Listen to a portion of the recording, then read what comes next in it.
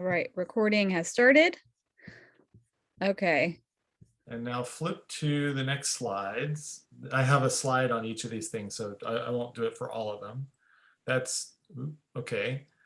Let's stop there. Okay, so this is the Floriade trip. I think people might have heard of it if you haven't heard of it yet.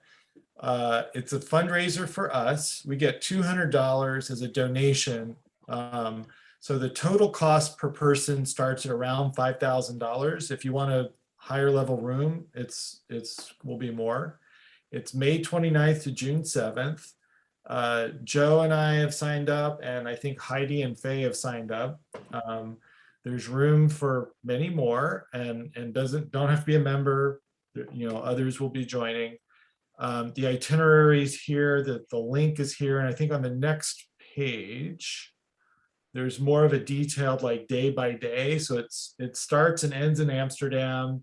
It stops in different towns in Holland and in Belgium. And each day there's the options to do a walking tour or a biking tour or something else with different activities. And each day there's a different garden to visit. So it's a garden focused thing. The very beginning is Floriade, which is this every 10-year event with like 40 countries, with each country has a pavilion. And it runs for about a year. And then when it's all done, they're going to convert the space into a new town. It's outside of Amsterdam, or kind of a neighborhood. It's an industrial area that's going to be populated after this. It's all on sort of a green living theme. So it's on the link. It's a fundraiser for us, and we're promoting it to see how this goes. Everything but airfare, right? Doesn't include airfare. Next slide. Let's see. Right, and this is the cruise line. It's the same ships as Viking River Tours, but it's AMA. It's a smaller company, this is on our website. So let's keep going. There's a few more things I know the announcements are running long, but let's want to get through these. So is there anything after this? It's after this. Oh, that was that already happened. So Orchid Digest Day, Speaker Day. Let's go back one. AOS, I wanted to mention the Orchid Marketplace just opened Sunday. So if you don't know about it, AOS is now running sort of a vendor space. You get a discount if you're an AOS member. So it's a good time as always to join AOS. Just a little plug for them. So let's go up one more, backwards. The Peninsula Show was just plugging it. It's coming up this Sunday down in San Mateo at the Garden Center. Info is there. It's in our newsletter and on our website. On the next one, so Jean, if you didn't hear, very sad that Jean Lee was recently diagnosed with cancer and progressed very quickly. The pictures here with Kay, we had just June 5th, I picked her up, we spent the day together, she felt fine. We went to Carol Klonowski's house, spent the day with a lot of folks, and apparently shortly thereafter, she got ill and went in the hospital and passed away just a day or so ago. Alexa, turn on Mama. Say what? No, that was somebody talking to Alexa. Oh. Okay. So I wrote up a brief. This was just, I had actually been interviewing people. Many of you may have been approached by me to do interviews. And I had started with Jean and actually had like a recorded interview with her and talked through things. So for folks that didn't know Jean, I mean, she was president more than probably anybody. 1994 was her first year, 2003 to 2005, and from 2006 to 2011, she served many other roles. She kind of filled in and did whatever was needed to keep everything moving. She was like a driver force. Most of the time we were at POE at Fort Mason. She kind of initiated getting Orchids in the Park back up as a summer event. She's just a very active person, not only with us, but with the garden club and the auxiliary. She worked at Conservatory of Flowers for years as a volunteer. She told me she was there on the day of the Loma Prieta earthquake with the director. And of all her favorite memories, she mentioned getting to go on behalf of the society to Japan with Tom Perliti to an orchid show. Was like her fun. She was well known in San Francisco Gem and Mineral too.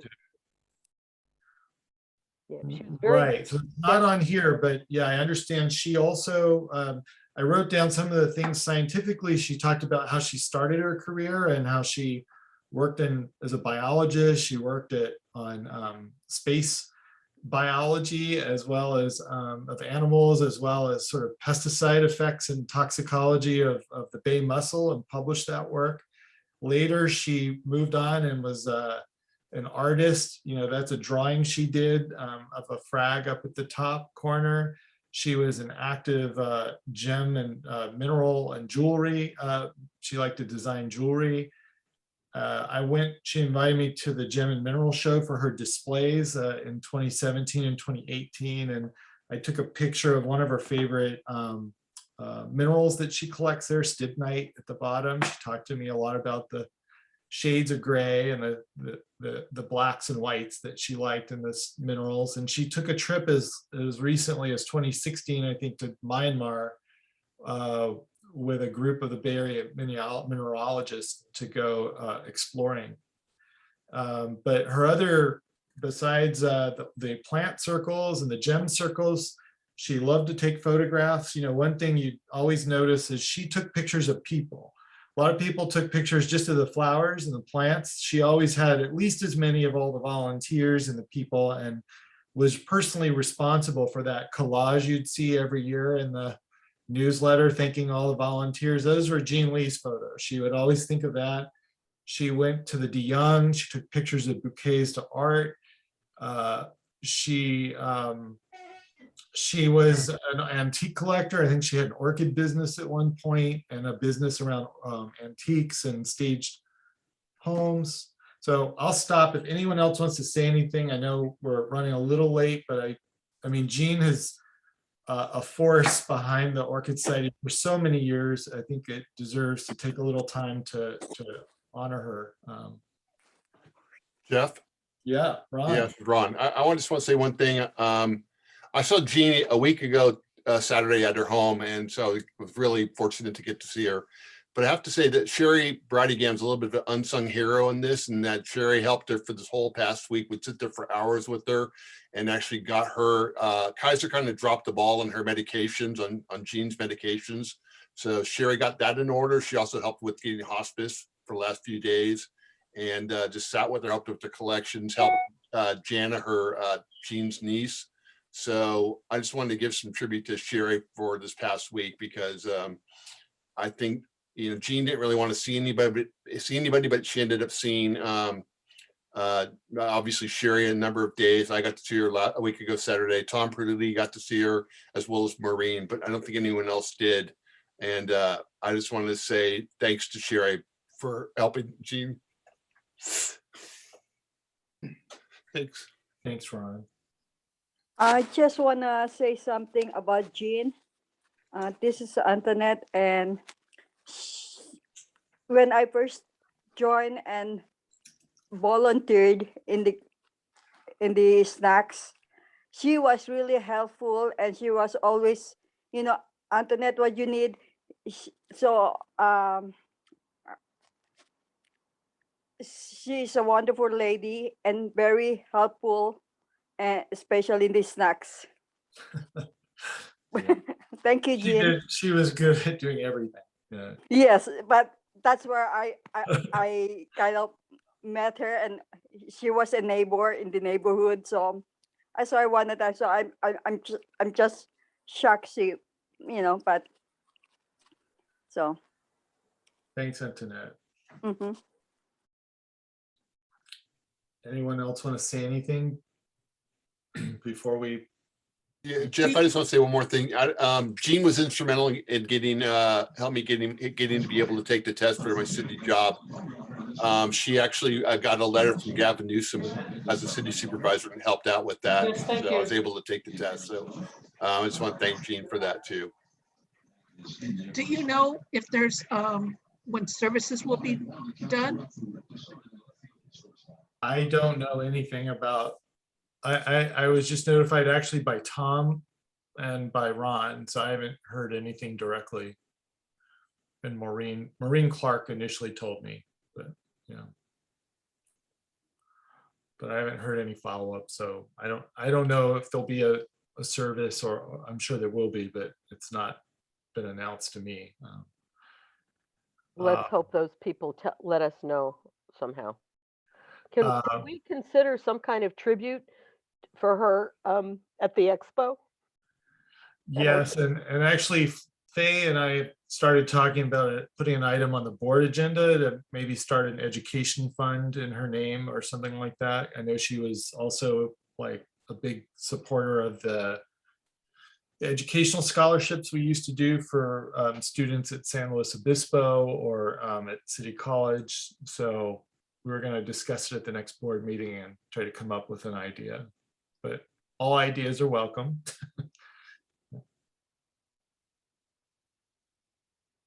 All right. Let's, so if you move back, let's see, I think the next slide is introducing Mary.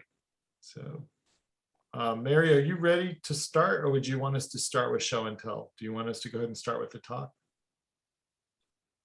I think we should do Chantel because my friends from Papua New Guinea, I gave them the time of 8 o'clock our time based on the schedule that you sent me. So you want us to go ahead and start with show and tell? Yeah, hopefully Okay. it won't be more than half an hour. Okay. So should we turn it over to Lynn? Is that your friend's picture in the lower right?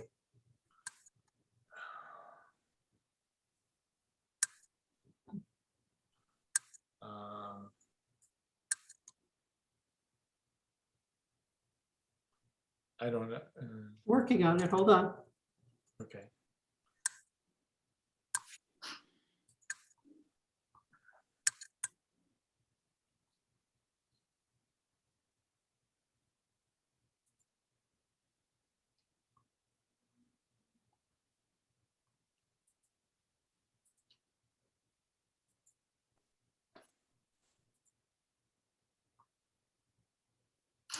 Just trying to get it to show me the screen share. Hold on, hold on. As usual, right? It's all right. It just feels longer to you. It's fine. I could holler for my husband.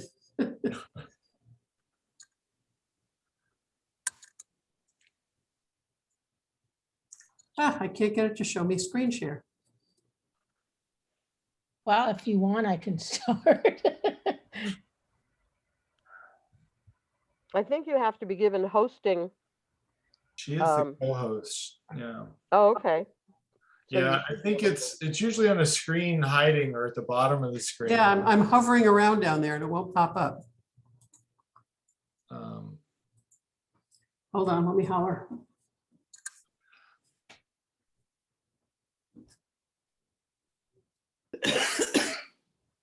So Corey has the Corey, has the poll closed or is the poll still open? Tom, could you help? Just wanted to say, when you close the poll, be sure to save it to your desktop. I had looked at it last time and didn't save it where I knew where it was, and then I lost it. So be sure and save the Zoom poll. I can't get it to show me screen share.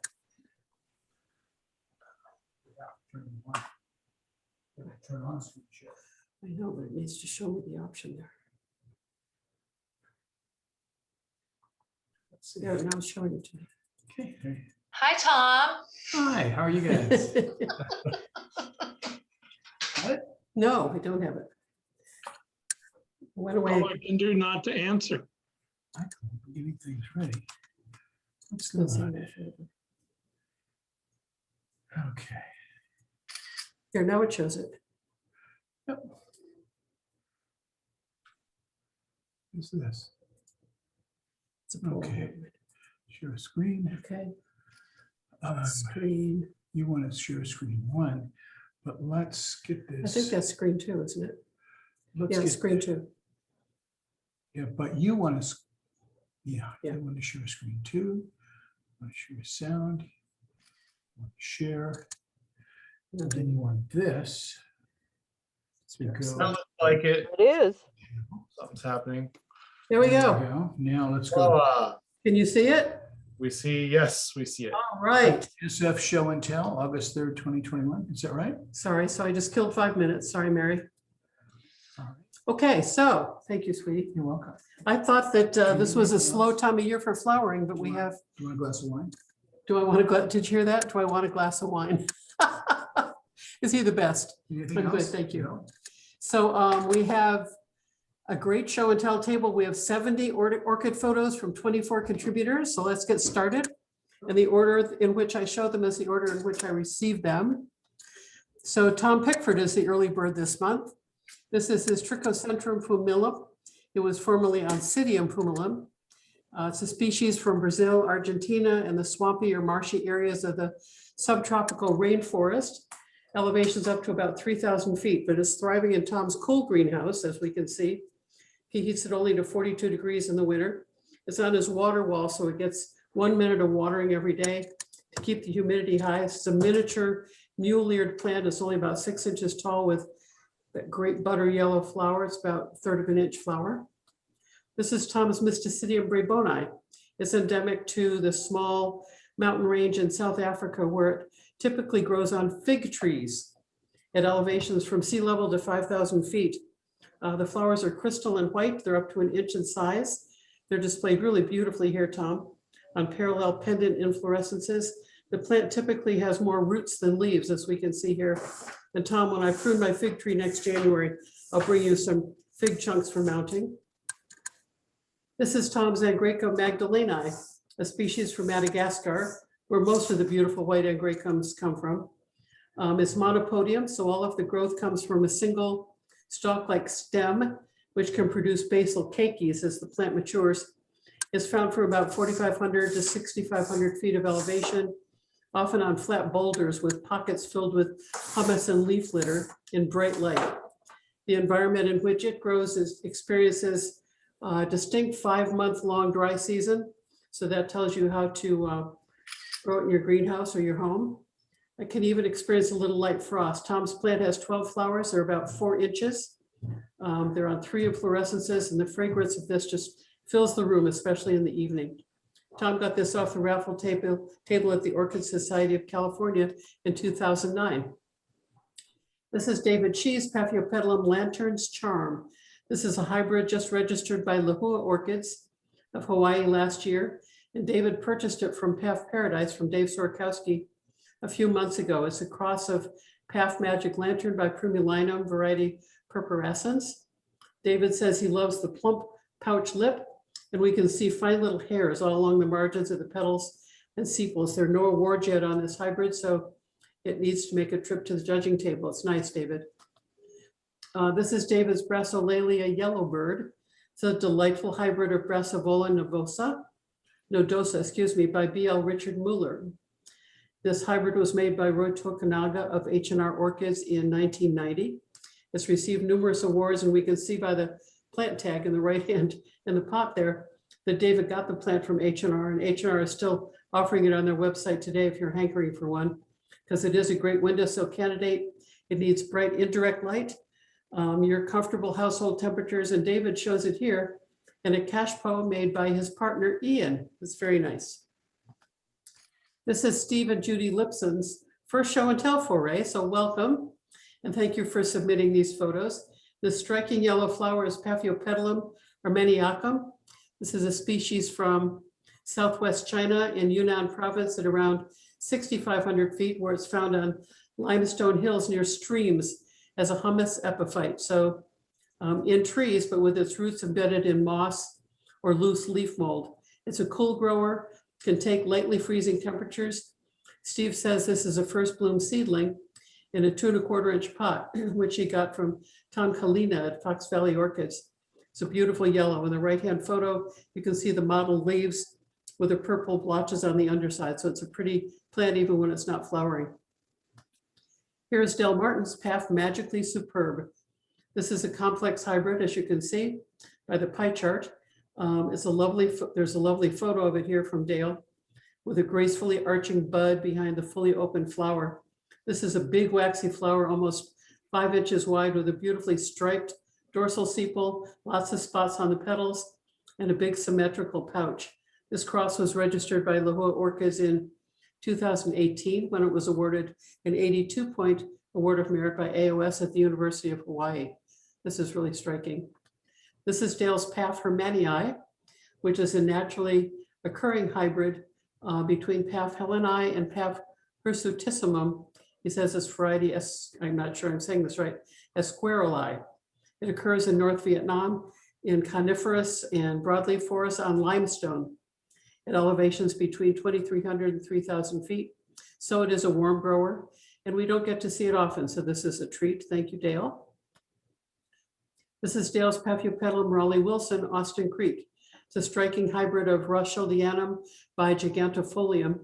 And I think it's interesting to see how the Rothschildianum dominates, because we see almost no sign of the curly petals from the Gigantofolium grandparent. And this is Dale's Bulbophyllum tingabarinum. This is one of the daisy flower-like bulbos. It was previously known as Ceropedilum tingabarinum. It's from Laos, Vietnam, and China. There are over 1,500 species of bulbos found in all tropical areas on Earth. And the one thing they all have in common is the hinged lip, which on this is way up here. It wiggles in the breeze to attract the pollinator to come hither for a good time. Will Beecher has recently rejoined San Francisco. Welcome back. Will has inherited the orchid collection of his recently departed father-in-law, and he's helped to identify this unlabeled dendrobium so that he can give it the culture it needs to thrive and to make flowers for his mother-in-law. I told Will we'll probably need to see this plant again when it blooms to get a good ID for him. But if anyone has any clues or tips on growing it, please use chat to provide any advice you may have to Will. This is Dave Hermeyer's Epidendrum parkinsonianum. This is an epiphyte found from southern Mexico through Central America into Panama. It's obviously a large pendant plant. The flowers are about 6 inches wide and high. The flowers are showy, they're waxy, they're fragrant, and they last a long time. So this is a great plant. It's been found at elevations from 5,000 to 7,500 feet, so it grows well with cool winter temperatures down to the low 40s. So this is a potential outdoor candidate to grow in the Bay Area. Bright light, and it likes a dry winter rest with just mistings for up to 2 or 3 months, and increased water once the flowers start to develop. Of course, good source for this has been Cal Orchid in Santa Barbara, which is also a good source for the reed stem epidendrums. That's really their specialty. This is Dave's Laelia purpurata. Now it's Cattleya purpurata. Flammea, Gene Webster. Flammea refers to the blush of color on the petals, which you can see best on the bottom flower here. Purpuratas are rightfully known as the queen of the Laelias. They're majestic plants native to Brazil, where they're much revered and they're competitively collected. There are entire shows devoted only to purpuratas. And Laelia purpuratas can be over 3 feet tall. So it looks like Dave has a nice compact form here, growing it on a mount. The clone Gene Webster was awarded an AM by the American Orchid Society in 2002 in North Carolina with just 5 flowers on 1 inflorescence. And Dave certainly has that beat. There are typically 3 to 5 flowers on inflorescence, and the flowers can be 8 inches across or more. They're long lasting, they're beautiful. So let's look at another one. This is Dave's Laelia purpurata variety striata. And this varies a little from the one we saw before because striata refers to the distinct striations or lines on the petals. There are more named color forms and varieties of purpurata in the hundreds than any other orchid, and color is the principal criteria for naming a particular form or variety. Dave has just shown us 2 beautiful examples. They're found primarily in the coastal areas of Brazil in tall trees where they're out of reach of collectors, Purpuratas tolerate a wide range of temperatures, and I find they bloom better in my cool greenhouse down into the low 40s in winter than in the intermediate house. So many Bay Area collectors grow them outdoors, protected. This is a super orchid for any collection. This is Tanya Lamb's Laelia purpurata variety Schusteriana. Again, the purpuratas are named for their color. This one has a lip similar to Dave's, but a bit lighter in color. It has clear white sepals and petals with no colored blush or striations. The interior of the throat is really striking in this variety. And Tanya's Laelia purpurata carnea variety, which is a salmon colored lip with distinct striations in the lip extending out to the flared lip margins. This is Tanya Lamb's Brassavola cuculata. This is a delightful wispy Brassavola. It's one of about 18 epiphytic species of Brassavolas, which are spread throughout the tropical lowland Americas. Most are heavily fragrant at night when their pollinators are out and about. They are allied with the Cattleya alliance, and so they're used extensively in hybridizing. And when you see BLC, they are the B in BLC in many orchids that are commonly grown, like most likely pollinated by moths attracted to the nocturnal scent. Cuculata's flowers are about 7 inches, can bloom several times during the year. It prefers warm temperatures with fairly dry conditions much of the year, except for 4 or 5 months when it's actually growing. Tanya grows it potted in the Cattleya mix of coconut, perlite, and lava rock. This is a really lovely blooming. And Tanya zygopetalum or zygolum Rhine moonlight, which is an interesting summer blooming zygo hybrid. It recently received 1 AOS award with 3 flowers and 1 inflorescence, and it was described as peloric because of what it describes as the purple pseudocallus. I've made red lines. I blew up one of Tanya's flowers because this purple pseudocallus on either side of the anther cap.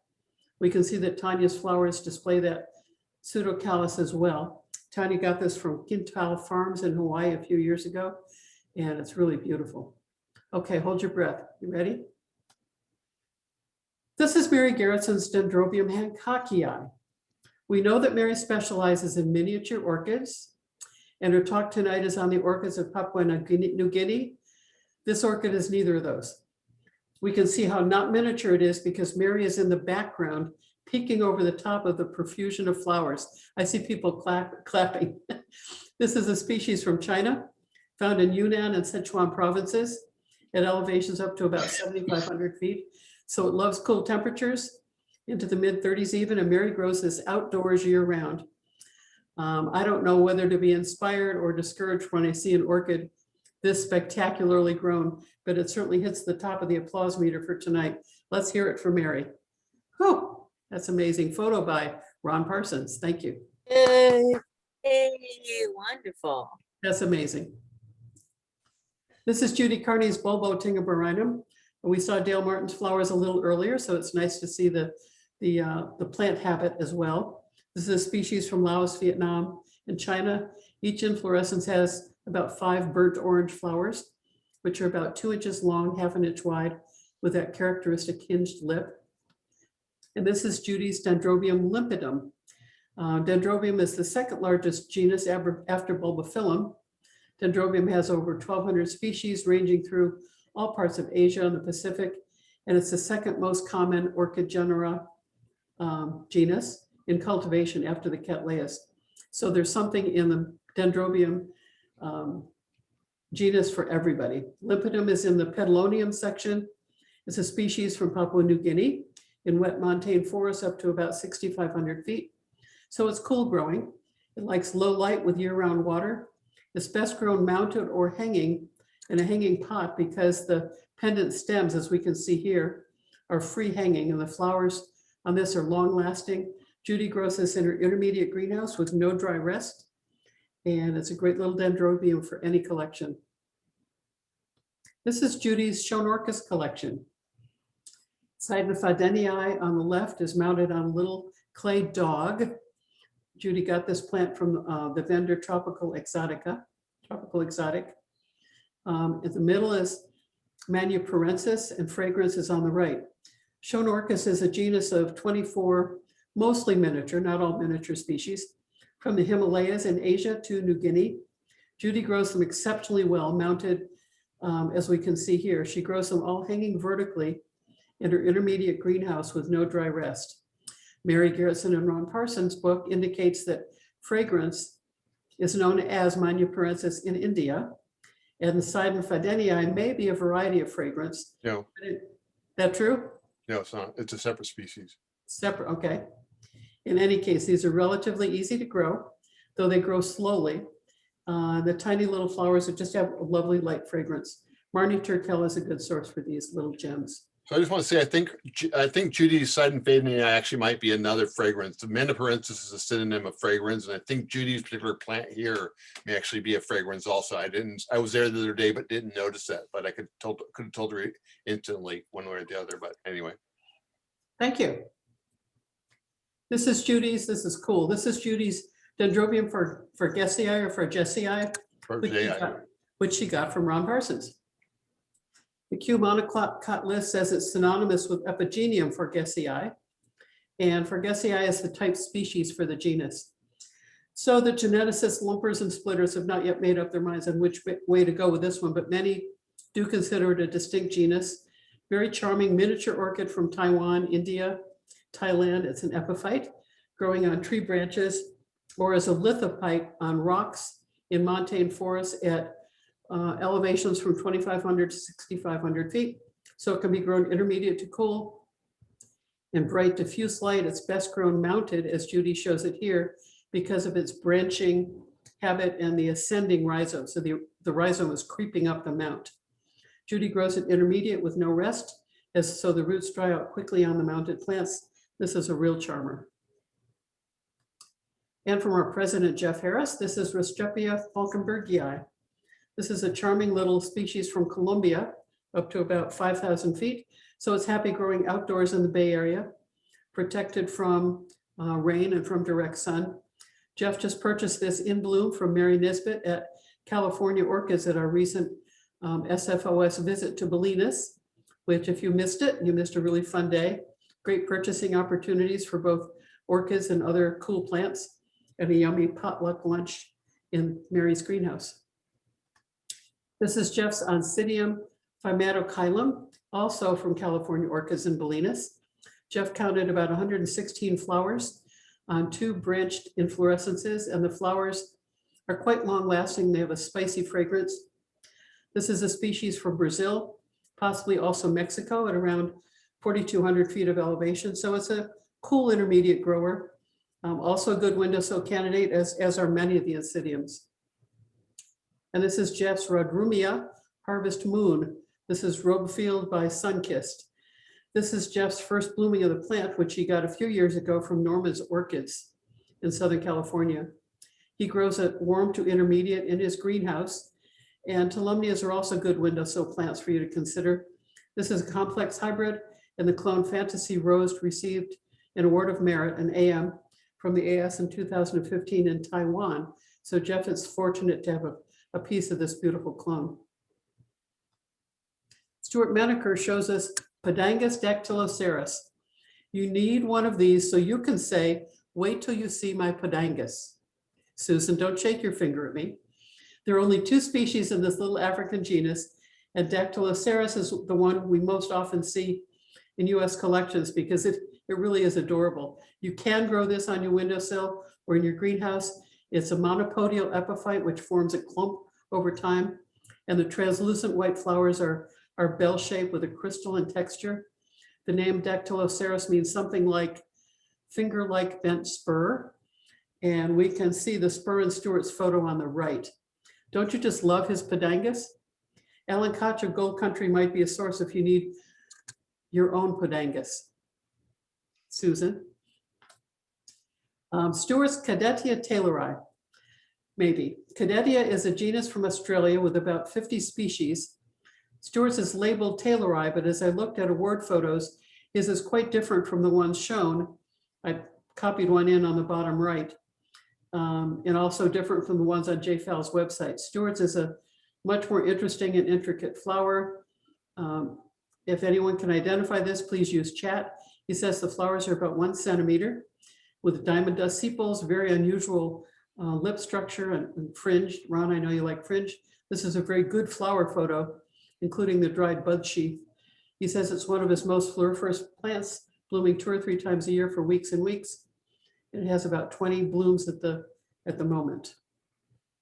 It's actually, sorry to say, it's Schutemanii. Say again? Dendrobium Schutemanii is what this is called now. The Cadedias are now considered dendrobiums. This is Schutemanii, this one here. SCH? SCHUITEMANII.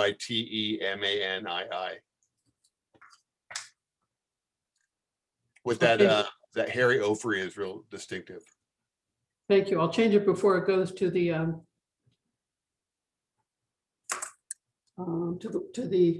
newsletter. Thank you.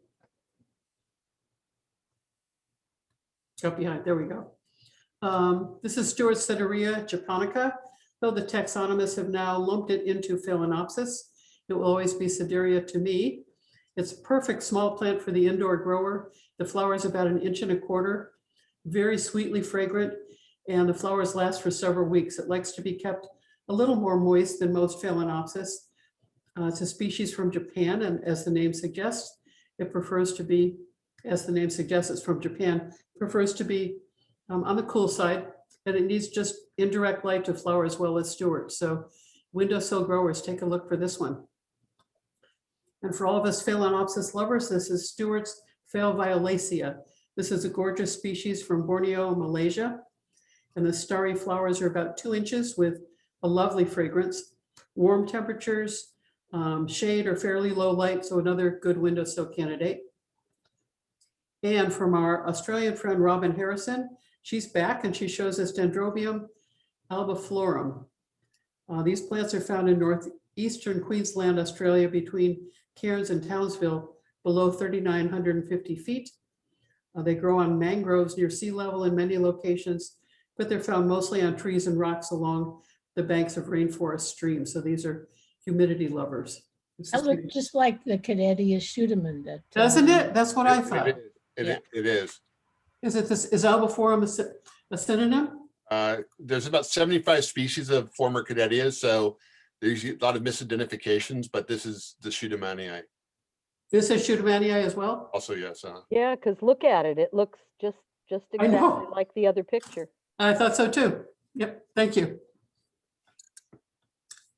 Susan Anderson shows us her big showy Stanhopea oculata. Oculata referring to the 2 dark eyes. It's a species found in Mexico down to Brazil in humid forests with 4 to 5 inch very fragrant flowers.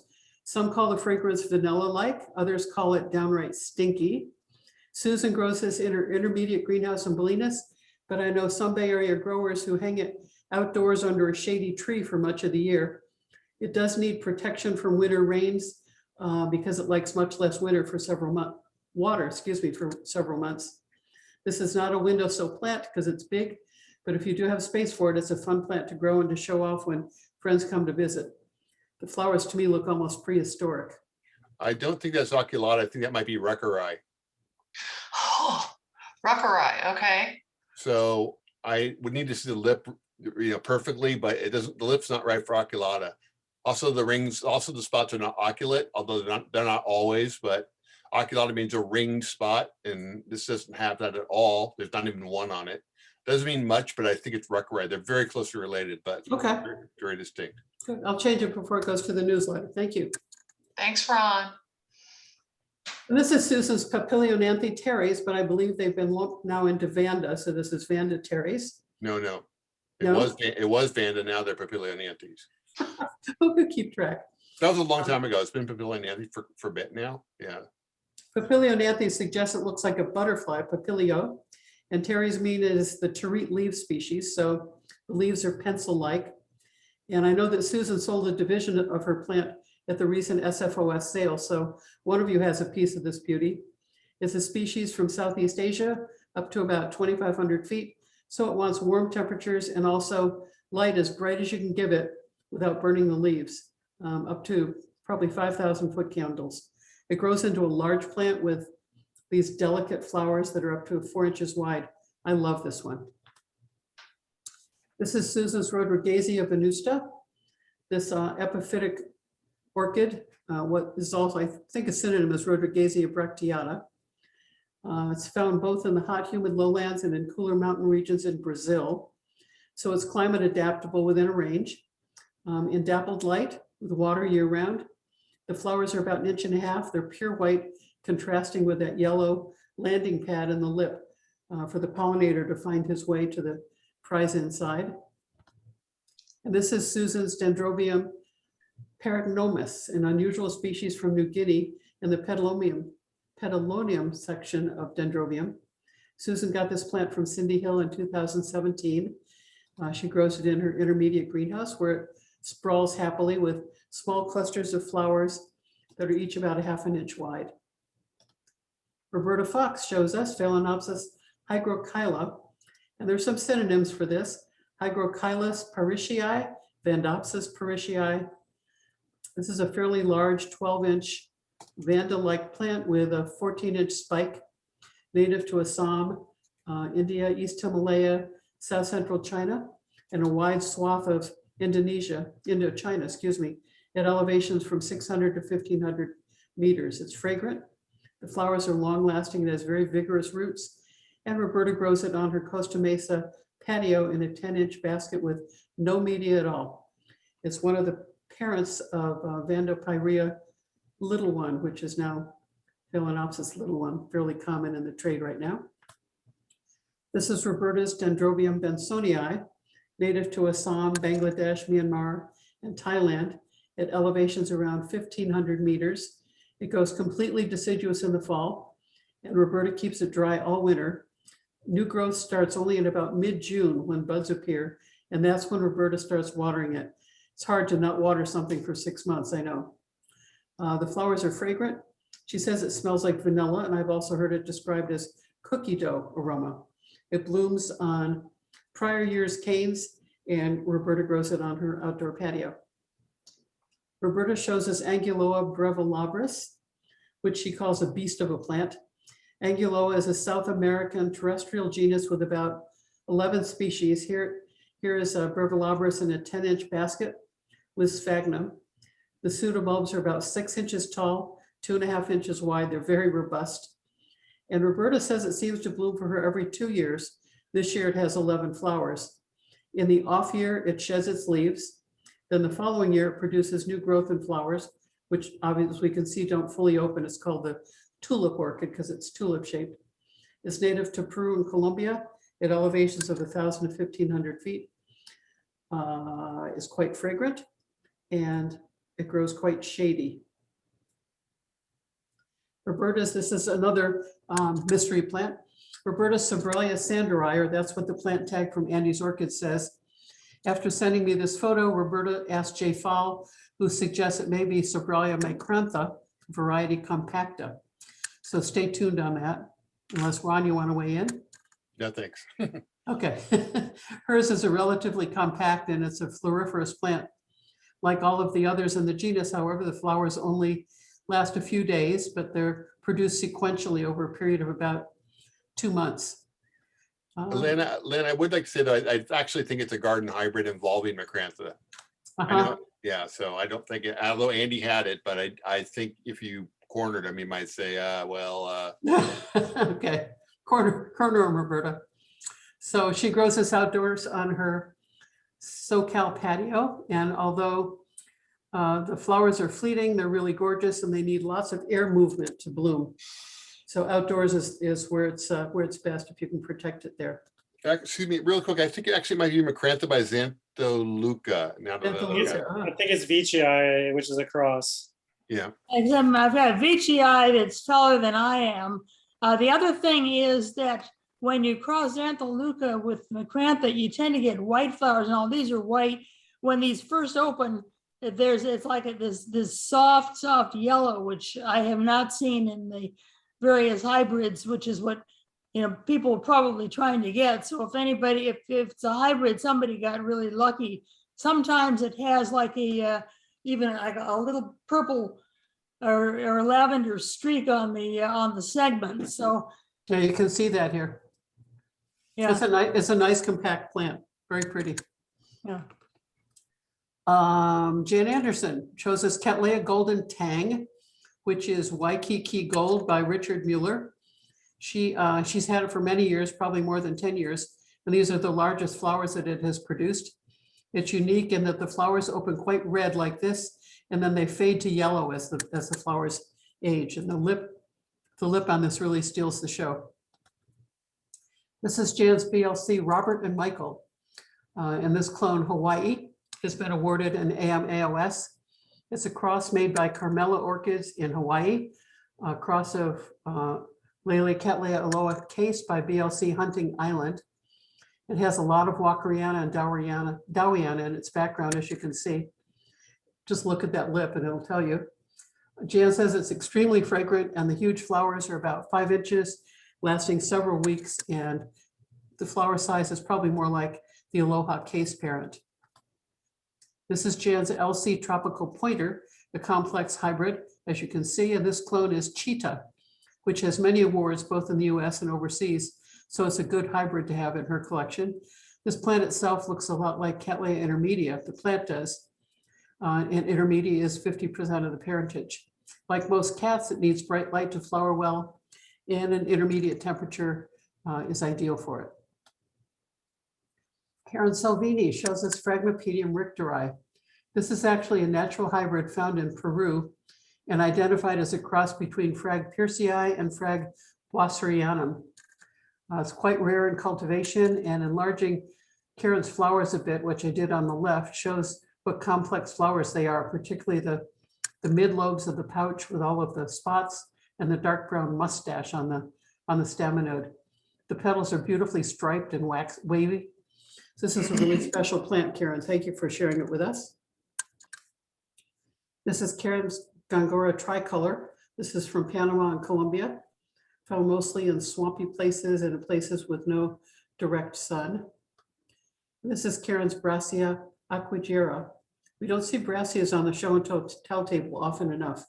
Aquigera is found in Costa Rica down to Venezuela at elevations up to 6,000 feet, so it likes intermediate to cool temperatures. It would be a great and showy windowsill plant for all of you. I have several brassias, and I find that they grow okay in my cool greenhouse with nighttime temperatures down to the low 40s, but the leaves will get black spots if they're left wet in the winter. I've also been told that too much nitrogen will cause them to grow lots of leaves, but not so many flowers. So Karen, or if you or anyone has any experience with that, I'd be interested. This is Caclum's Bulbophyllum sycamens. This is cited as a synonym for Bulborox bergii, but Jay Fowle says there are some visual differences, so he's keeping them apart for now. At any rate, yeah?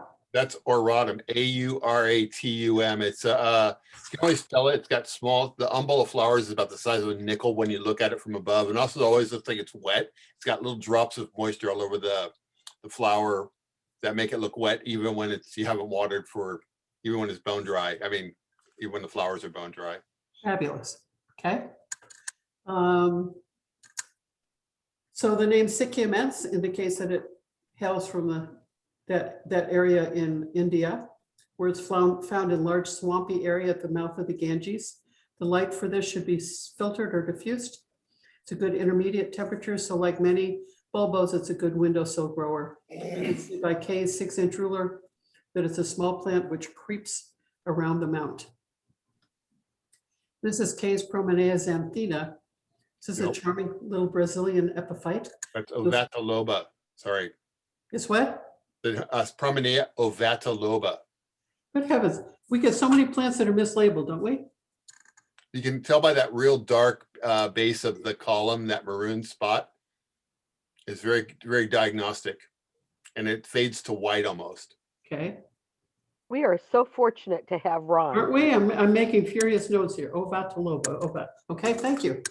So it's, I'm sorry, it's O-V-A-T-I-L-O-B-A. Oh, B or V as in Victor? O-V as in Victor, A-T-I-L-O-B-A. Got it. Thank you. Okay, have you got that? So I was going to say that they carry lovely fragrance, but it's not what I thought it was.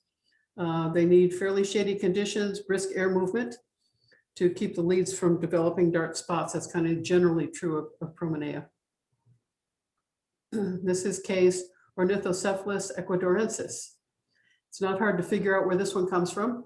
Ornithocephalus is a genus of about 55 epiphytic fan-shaped species found across the tropical Americas in humid locations. This is a shady grower with hundreds of little quarter-inch flowers, and Kay grows it mounted on cork with sphagnum to maintain the humidity that it likes. Lynn, I just want to say something really quickly. This group of them has yellow and green flowers. The plants actually elongate, so they're not a half circle. They're not a semicircle like most ornithocephalus. There, I don't know how many species, a half dozen, but they elongate. They're cooler growing and they're yellow and green flowers. Those were called Stryrostylis for a while, but now they've all been lumped into ornithocephalus. It's hard to talk without a front tooth. Ornithocephalus. So it's the plant that elongates. The plant is Got elongated. it. Yeah, yeah, rather than being a round fan. Got it. And they're cooler growing. They're not as warm as the rest of them. Our board member, Jeff Harris, Jeff with a G, shows us Cattleya mandelii. This is a species from Brazil, the eastern branch of the Andes, where it grows on short stunted trees and bare rocks in almost full sun. And we can see from the leaf color that Jeff grows it very bright. It's a warm growing intermediate grower, warm to intermediate grower, and it likes year-round waterings, very good air movement. So those beautiful frilly flowers are about 5 to 6 inches with a spectacularly ruffled lip. Excuse me, I think I believe it's endemic to Colombia, not Brazil. Oh, okay. I'm misinformed, thank you. This one is Jeff's Masdevallia vechiana. This is from Peru, grows near Cusco in humus-filled crevices between rocks at about 11,000 to 13,000 feet, so really high elevation. Some of us have had the delight of seeing them on the sunny banks of the walls at the Incan ruins at Machu Picchu. Their habitat has winter nighttime temperatures into the low 40s. They receive less rain in the winter months. So that's a clue for how you want to grow them. The darker areas you see in the photo are actually purple hairs all over the bright orange sepals. The flower is about 1.5 inches wide, 6 inches long, including the caudae or the tails. This is a lovely Masdevallia. I know that Mary Nesbitt at California Orchids often has these available for sale. This is Jeff's Paphiopedilum hirsutissimum variety. I can't pronounce that. This beautiful path species is from Southeast Asia, primarily from India along the Burmese border, where the preferred habitat is in the crotches of tree branches, where thick moss and leaf litter collects.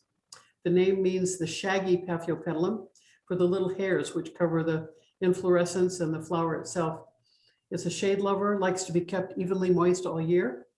Esquirol was an English orchid collector in the first half of the 18th century, so this was named after him. And Jeff Harris shows us this beautiful Lycastia aromatica. With all these flowers, the aromas must fill the room. This is a spectacularly grown plant. Applause for Jeff, yay. Although Jeff's specimen size, thank you. Thank you, Jeff. Although this specimen size plant is probably a foot wide or more, this really is one of the smaller Lycastes. You can grow it on your windowsill in fairly low light, but the key is that it's deciduous. And from the time it loses its leaves in the late fall until about March, it should receive virtually no water, but still good enough humidity so the pseudobulbs don't shrivel too much. The flowers are very fragrant. They're 2.5 to 3 inches. This is a species from Mexico to Nicaragua. And did I mention it has a lemony fragrance? It's lovely. Our Vice President Corey Majewski shows us Oncidium Siku Marguerite. Siku is the name of an orchid breeder in Taiwan. And this charming little hybrid is Oncidium Twinkle crossed back onto Oncidium sodoanum, which is one of the parents of Twinkle, as you can see in the family tree. The result is this striking little flower with orange keels in the lip to draw the pollinator. This hybrid has received only one AOS award, but that one had over 1,400 flowers on 16 inflorescences. So that's what Corey can look forward to. Corey says it smells like Smarties candy. This is Corey's Brassicatleya Roman Holiday, which he purchased from Tanya Lamb at the last SFOS member sale. And it's growing happily on Corey's patio. The flowers are about 3 inches with a wide white lip from one of the parents, Brassavola nodosa, also a great windowsill grower. And this is Corey's Lepanthopsis astrophora, which looks like it's enjoying its own little terrarium with rocks and moss. Corey says it currently has 11 spikes. It was 13 spikes, but she accidentally cut off 2 of them thinking they were dried up. This does bloom sequentially. This is an epiphytic species found in coastal Venezuela and Colombia at elevations of 2,300 to 4,500 feet. The 1/4-inch burgundy flowers have a beautiful crystalline texture. This is very nicely grown, Corey. Glenn Finch shows us Cattleya tigrinum, also known as Cattleya leopoldii. This is a bifoliate Cattleya from Brazil, once found in the tops of trees and dense swampy forests near the coast, but unfortunately much of its habitat has been destroyed. It likes bright filtered light, good humidity, and strong air movement. This is not a windowsill orchid because the plant is up to 4 feet tall. Like most of the bifoliate cats, it hates to be disturbed, and I can tell you from experience that it can pout for a year or more if it's repotted at the wrong time of year. This is a great photo showing the random spots, more like leopard than a tiger, I think, and the dramatic contrast of the magenta lip. Glenn Finch shows us Mericillium trinasudum variety album. This Mericillium is quite rare, and Glenn has the unusual alba form. You can see the typical color form on the right. This is a miniature epiphyte or lithophyte from southern Mexico, Guatemala, El Salvador. Grows at around 4,200 feet in moist wooded canyons, so it likes humidity. And growing it mounted as Glenn has it best replicates its native growing habit. It needs frequent watering, and then the roots need to be able to dry quickly on the mount. Glenn says it supposedly has cinnamon fragrance, but he doesn't smell any on his. Maybe you have to be a pollinator to get the scent. Glenn shows us Encyclia guadalupei. It's a newly discovered species, first described in 1999, found in Mexico, growing at around 1,400 meters. It was originally thought to be a subspecies of Encyclia adenocala and was described as a more compact version thereof. But guadalupei is now listed as a separate species of Encyclia. And like so many of the flowers in show and tell, I wish we could see this one in person. Vincent Pietro Martir shows us Adaglossum tarantula sweet orange. This is Brassia aurantiaca by Brassostelle Summit. I didn't know what an Adaglossum was, and I suspect I'm not alone. It seems that some of the Brassia species have become Adas, ADA, like Brassia aurantiaca is now Ada aurantiaca. Excuse me, Lynn. Yeah. Lynn, I'm sorry, Lynn. Yeah. That is Brassia. Adas are now Brassia. They're nothing more than a Brassia with an inflated subtending bract behind each flower. So they went from Ada to Brassia. And then the Odontoglossum that they use is now has been a Rincostelle for a long time. So I don't know where that genus name came from, but I'm sure that the AOS corrected that quite a while ago. So my guess would be it's there's steel, Brassostele. Brassia stele. I don't know what they would call that, but it's not both species. Adas are Brassias and the Odontoglossum is a Rincostelle, that particular species. Okay. Interesting. So Vincent has had this orchid for about 3 years. He purchased it at one of the POS shows. It reliably flowers twice a year, and he was attracted to its spider-like flowers, which are about 2 inches from top to bottom. This is Vincent's Phalaenopsis hybrid. It's a Trader Joe's Phalaenopsis variety, which he's had for about 3 years. It's easy to bloom, and he loves the purple spots on the creamy flowers, which are about 1.5 inches across. It has another spike, which is not visible in this photo. Bill Weaver shows us Cattleya or Laleocattleya mini purple, a primary hybrid of Cattleya walkeriana by Lalea pumila. This hybrid has received dozens of awards, 4 of them to this clone, Leia, which was awarded at the Big Santa Barbara Orchid Show in 1991. It's a mini cat, so it's a beautiful addition to any windowsill or greenhouse collection. It needs bright light. Pumila is now a Cattleya too, so it's just a Cattleya. Yeah, everything.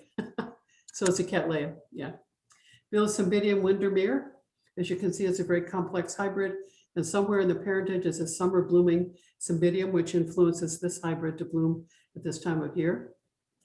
And Here's what we've come to expect from Bill Weaver, a giant plant with a huge number of big flowers. So this hits the applause meter. Everybody, let's hear it for Bill. Cattleya canhamiana is a partner hybrid of Laelia purpurata by Cattleya mossii, and the result is this beauty.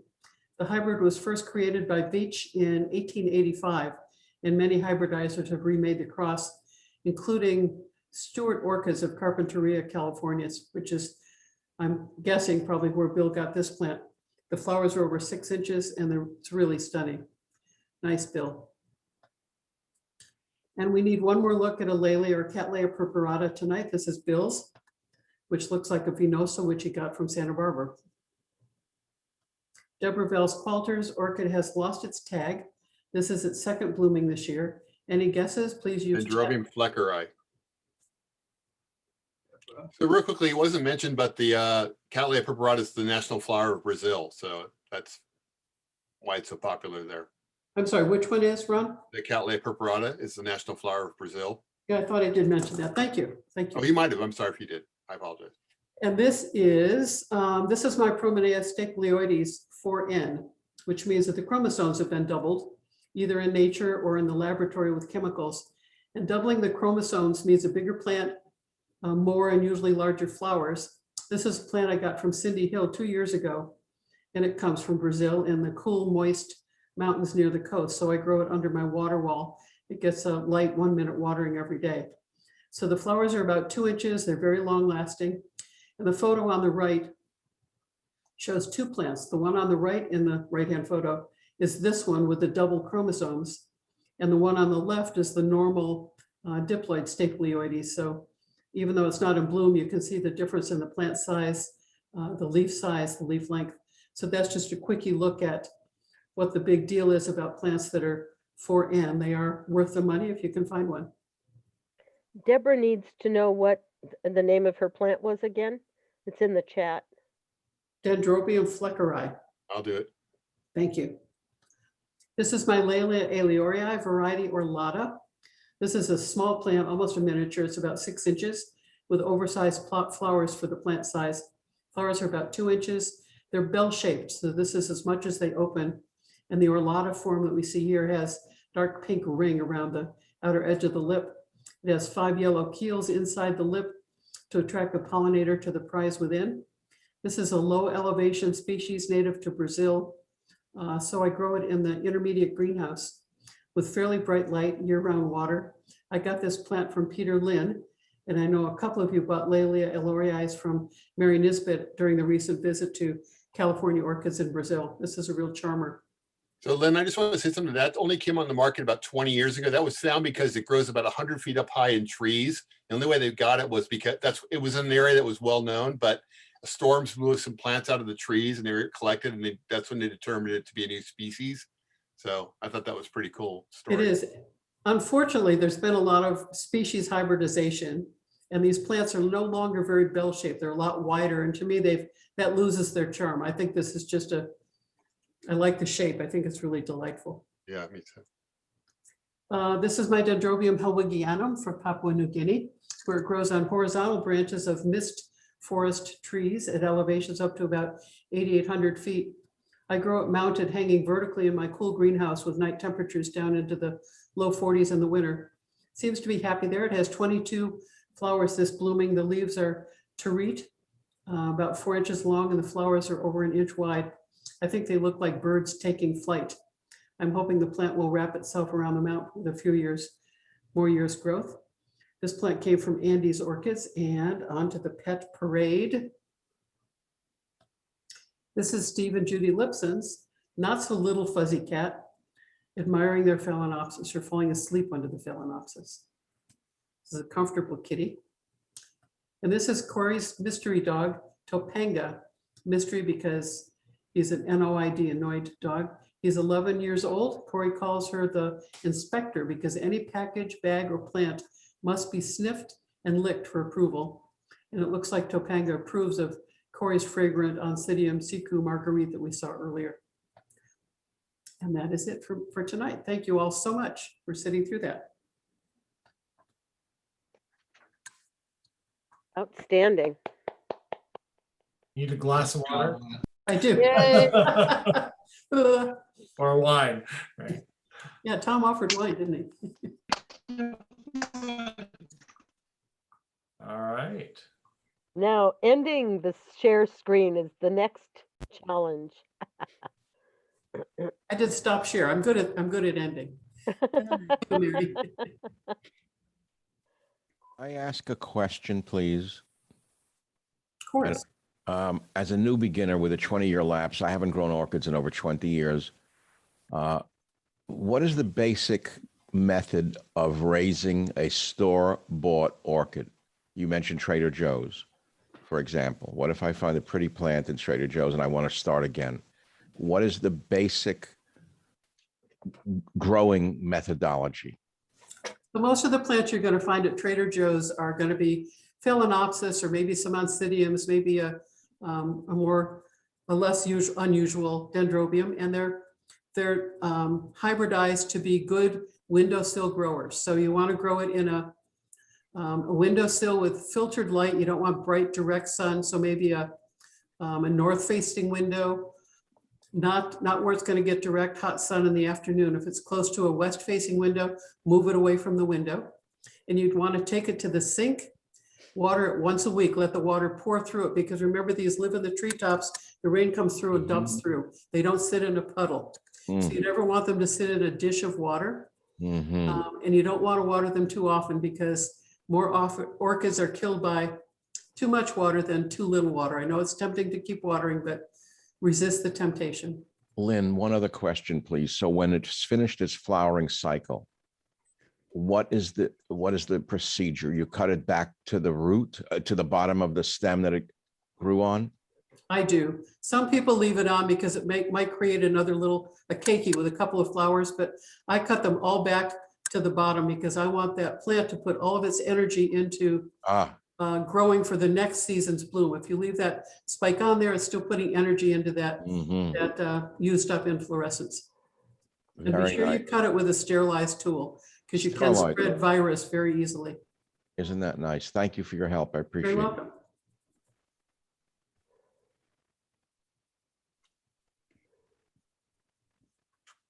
I also recommend the Bay Area Guide to Orchids in Their Culture. Need help with your orchids.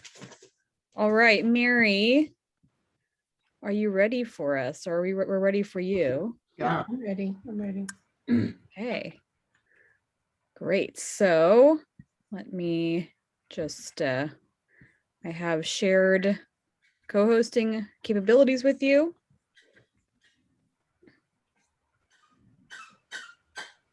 Excuse me, my dog wants to play with the squeaky toy.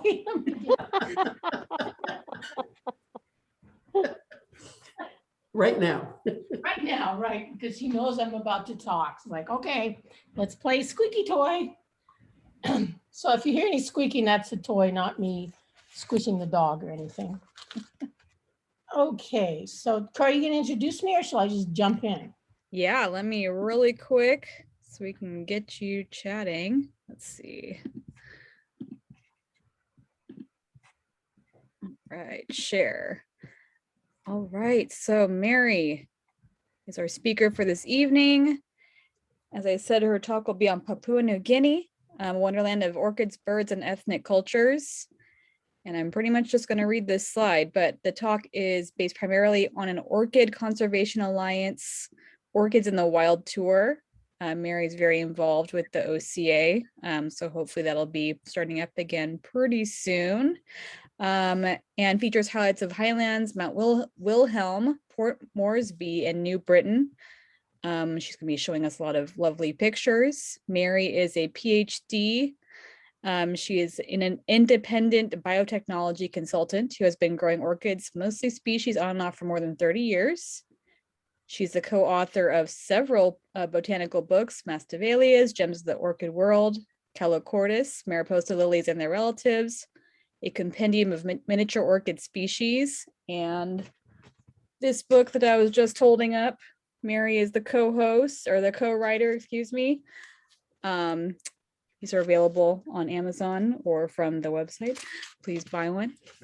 And Ron Parsons is our co-author and photographer of that book. And she is also on the board of directors for Orchid Digest, the chief operating officer and treasurer of the Orchid OCA, I'll just say OCA, and is also a member of the AOS, SFOS, Peninsula Orchid Society, and Plural Thallid Alliance. So Mary, I will let you take it away. Okay, thank you very much, Corey. And just to be correct, so all of the books that I've written have been co-authored with Ron Parsons, and all of the photographs, with the exception very few in all of those books, are Ron's. What I'm going to talk to you tonight about is a trip that the Orchid Conservation Alliance made to Papua New Guinea in the fall of 1919, just a few months before the pandemic started. And 1919? 1919, yeah. See what this has done to me? I don't even know what century it is, much less what year it is. 2019, sorry about that. Thank you. I lost the entire year of 2020. It just disappeared. So did we all.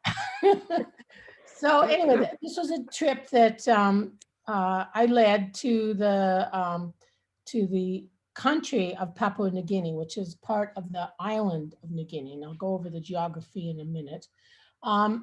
And before I get started on telling you about the tour, what I thought I would do is tell you a little bit about the Orchid Conservation Alliance, just to remind everybody about what the OCA does and the Orchids in the Wild tours. So the Alliance is basically a grassroots organization that was established to create and support orchid reserves so that nature's most amazing flora, i.e. orchids, will continue to survive in the wild. And by preserving the habitat, we preserve not only the orchids, but everything else that's there, the trees, the pollinators, the insects, the fungi, etc. So we basically preserve the entire ecosystem. And we do this in cooperation with various partners in those countries. So we have a number of reserves that we've established. And this is all from the OCA website, which I really invite all of you to go visit. We've just redone it, and I think it's really spectacular. But this is just a review of the reserves that we've created since the founding of the OCA in 2006. And basically, we have raised one heck of a lot of money. A lot of it's been matched with grants from the Rainforest Trust and other organizations. And ultimately, it means that we've been able to preserve tens of thousands of acres of primary forest in some of the most pristine parts of, at this point, Ecuador, Colombia, and we have one reserve in Brazil. You can read about the different reserves on our new website. We tell you about where they are, how they were founded, who they're organized with. Our partner in a number of these is the Foundation Icaminga, established by Lou Jost and his colleagues in Baños, Ecuador. And there's pictures of each reserve there. And very often we'll take groups of people to see the reserves or areas near the reserves, so you can get an idea of what exactly we've preserved. On the website, there are photographs taken from our trips to the reserves and also from Lou Jost and some of our collaborators' photographs. Our partners include, as I mentioned, the Foundation Icaminga. The chief person that we work with is Lou Jost, who spoke recently at the International Speakers Day of the Orchids Digest. The Corporation Salvamontes, and they're our partner, is this organization in Colombia, and our chief collaborator there is Sebastian Vieira. There's also the Foundation Biodiversa in Colombia that was started by Marta Kolonowska and her colleagues at her university. And with them, we founded a small reserve called La Palma in southern Colombia. There's also a small reserve near there called the Foundation Yumartan. And again, that was founded about 2014 or so that one was started. And then we've had some collaborations with the SIBA Foundation, with Joe Meisel, who has done a survey on some of the areas that should be candidates for future orchid reserves. If you're interested in helping out the OCA, you can become a member, you can donate. You can designate the OCA as a beneficiary using the Amazon Smile app. So every time you buy something, you contribute a little bit of money to the OCA. You can purchase money from our store, and hopefully when we have shows again, we'll have a booth with t-shirts and bags and so forth. And most importantly, come with us on an Orchids in the Wild trip and see how they actually grow in the wild. We've been to many, many different countries and seen thousands of orchids in the wild. And on our new website, we have pictures of all the different trips that we've done, itineraries, articles that have been published in magazines, and you can read all about them and enjoy the pictures and hopefully get really excited. We have several tours now planned for 2022. We decided, given the current COVID situation, that we're not going to try to go to third world countries like Ecuador or Colombia because the pandemic is just raging there and people in general are not vaccinated, but we would do 2 tours to Europe. One will be to Sicily, April 9th to the 20th, and the other one to Switzerland, June the 12th to the 27th. Registration is now open, and you can learn more about it by visiting the OCA website. The itineraries are posted there, as well as information about how to join the tour. And this is the page that's on the website for the Papua New Guinea trip. And there's 5 pages of pictures that you can go through and look at. And you'll see a lot of these tonight, but it just gives you an idea of the kinds of things that we see on our tours. For the OCA trip to New Guinea, there's a nice itinerary brochure that was made, as well as a beautiful article that one of our tour participants, Spiro Kosomanakis, did for the Orchids magazine, and you can read more about that. The article is also linked on our website as a PDF file. So let's get started and go to Papua New Guinea. So where is Papua New Guinea? Well, if you look at the map of the world or a globe, it sits basically above the country of Australia. And as you can see, it's a large island, but half of it is the independent country of Papua New Guinea, and the other half is a protectorate or part of Indonesia. It used to be called Irian Jaya, but now it is basically a part of Indonesia. And then there's some islands off the coast of New Guinea that are also part of Papua New Guinea, including this very large island here, which is the island of New Britain, which we also visited on our tour. Papua New Guinea is an absolutely fascinating place. It's one of the most culturally diverse countries in the world. There are over 850 languages. That is 1 in 10 of the world's languages that are spoken there. It has a very strong tribal culture. People belong to a tribe rather than a family. Their family is their tribe. And there's many, many traditions that are passed down through the tribes with regards to marriage, celebration, coming to adulthood, and so forth, which are different for every tribe. And because of all of these languages, they can't really speak to each other because there's so many different languages. So the common language that is used is Pidgin English, which is actually kind of an interesting language.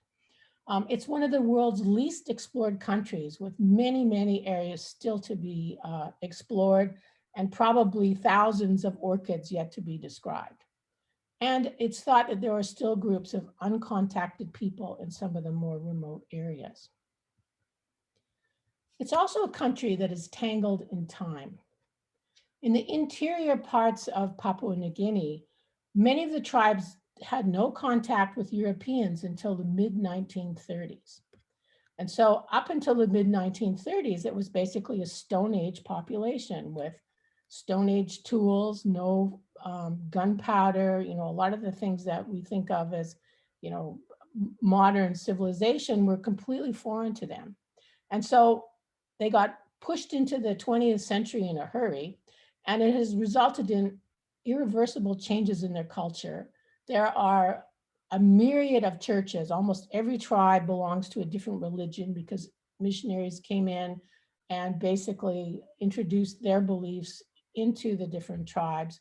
And it's really fascinating because the traditions of the tribal culture are intermingled with the various versions of the Christian religion, and you have all kinds of interesting variations on religion. And as a consequence, it's a mix of the old and the new. And so the young people have cell phones, Facebook, etc., even though much of the interior still has no electricity, almost no roads, and still occasionally violent tribal conflicts. One of the most interesting things that I've enjoyed over the last year is that my guide in New Guinea has a cell phone, and every once in a while we talk using Messenger, and he shows me his sweet potatoes in his garden with his cell phone, and I show him my roses and orchids in my garden with his. Who could imagine that you could have done that? So it's countries and civilizations so distant and so far apart. So the tour that we did that I'm going to talk about was, as I mentioned, done in the end of September, the early part of October in 2019. I did, however, make a trip at exactly the same time the year prior, basically on my own as a scouting trip to figure out what places to go and what places to visit. And I visited many of the same places that I visited with the group in 2019, but because of slight differences in the weather, some of the orchids that we saw in bloom on the second trip were different than the ones we saw on the first trip, and vice versa. So when I talk about certain places, I may show you some photographs that were taken in 2018 as well. So we started off in Port Moresby and we flew to Mount Hagen. If you look carefully at this map, you can see that there are no roads except along the coast. This is basically all forested with tracks, no roads at all, till you get to Mount Hagen. And then there's some roads that kind of go down to the coast and a few roads here, but the rest of the country is pretty much roadless. And to go anywhere, it used to be that if you wanted to visit a remote lodge or something, you actually had to go by plane or by helicopter. And that's still the case with some of the more remote tour lodges and so forth. We also climbed Mount Wilhelm, which is over in this area. And then the later part of the trip, we visited the island of New Britain, specifically Rabaul, which I'll talk about when we get there. So we land in Mount Hagen and we stay at this wonderful lodge called Magic Mountain Lodge. And so the lodge is this little cluster of huts that you can see here. This is a photo taken from a drone by my friend Stuart McPherson. So he sent the drone up from here and then went up and took the picture from way up in the air. Obviously, we didn't get up there. And this is the actual Magic Mountain that the lodge is named after, but it sits at the base of Mount Hagen, which is one of the tallest mountains in New Guinea. But I hope you can get the idea that look how dense this forest is. There are no trails, there are no roads, there are no paths. The only way you're going to get to any of these places is basically to bushwhack. There are some trails that go up to Mount Hagen, but you can very quickly get into the woods and find all kinds of interesting plants, orchids, and so forth, and amazing, amazing birds. So these are just a few of the orchids that were around our cabins. So this is Mediocalcar, we think it might be bifolium, and Dendrobium sulphureum. Also growing on the grounds of the lodge with this Epiblastis monhageni. And then as we walked down from the lodge to the highway, the road was too steep for the bus to go up. So we had to walk up and down to the lodge every day. And this little Pterostylis was growing right along the road as we walked down to where our bus was. One of the first places that we visited was a lodge best known for its birds. This is the Kamul Birding Lodge. It's in Enga province. And basically what you do is you go and you sit in these blinds at 4 o'clock in the morning and you put out fruit for the birds to come and you just sit there and get these great pictures. So as we sat there for a couple of hours, we had a great view of all of these interesting birds that came, including parrots. These two, the brown sicklebill and the ribbon-tailed astrapia, are actually two of the birds of paradise that came, and they were really wonderful birds to see. And then after leaving the lodge, we walked down through the forest, and you can walk from where the lodge is down through the forest, back down to the highway. So it's about I don't know, maybe a mile walk at the most, but you walk through this wonderful, just amazing cloud forest that is just loaded with all kinds of plants, lots of orchids, lots of ferns, gesneriads, all kinds of interesting things. And so this plant over here, this Dendrobium habamensi, we saw probably 20 or 30 plants of it in bloom on the trip in October of 2019. In 2018, we only saw one plant, so just a slight difference in timing and the weather and differences in the bloom times. Also on this walk, we found quite a few of these terrestrial orchids, Liparis altagena, and then this cute little bulbophyllum, which we've tentatively identified as Brachypus. Freetii is a very common species, kind of like Stelis is in the New World. We saw lots of different plants of it, and this is just one of them. They're almost impossible to identify, so they got the name of SPA. There were really literally hundreds of different bulbophyllums that we saw, and most of them we really have not been able to identify. There could very well be some of them are yet to be described. This one is very similar to one called Longulabre. And here the flower itself is about 3 inches from the top of the dorsal sepal down to the bottom of the lip that's shown here. When we got to the bottom, close to the road, we met Max Mao, who's an interesting fellow. He goes out and in that same forest that we walked through, as well as some of the surrounding forest, he'd gone out and collected different orchids and basically just moved them into his property. And he has this wonderful orchid garden where everything is growing wild. It's just tied to a tree or tied to a post. And it's just loaded with all kinds of stuff. And the nicest thing about his garden was everything was at eye level and you didn't have to climb up the trees to the very top to see things. But all of the plants that he has growing here basically come from that very same forest that we had just walked through. And this is Max here showing one of his Dendrobium cuthbertsonii. And we saw lots of these in his garden. Here's just a few of them. It was really exciting to see those. We did see those in the trees as we walked down through the forest, but they were way up in the trees and basically impossible to get a picture of unless you had a super duper telephoto lens. And here's just some more of the different dendrobiums that we saw in his garden. Dendrobium subclausum, we saw several places on the trip. This was the first place that we saw it. Elatocallium, Calicumentum. I think this is Dendrobium nardoides. It looks a little bit like Helwigii, but it's a little different. And then these two are the Laturia type Dendrobiums, rigidifolium and Dendrocolloides. Also growing here, we found lots of different bulbophyllum species. And here's just a few of them. And it's like, again, I apologize for not having names on a lot of them, but this one is called Lepanthiflorum, which means has a flower that looks like a Lepanthes. This is a bulbophyllum that we think is in section Hyoscema. This one we think might be Trachyanthem. This one is in the section Cadonosyphon. This one in section Pedilocylus. And then this one we think is Bulbophyllum revii. This one was really interesting. The actual flowers are probably 6 to 6.5 inches long from where the ovary is down to the end of the sepals. We saw quite a few of these. This is a stick orchis. It used to be the genus Liparis. Again, they all look pretty similar and it's difficult to tell them apart. So again, it's a SPA. We saw lots of different Ceratostylus species, most of them pretty insignificant. I think this is just an example of one of the insignificant ones. Again, more bulbophyllum.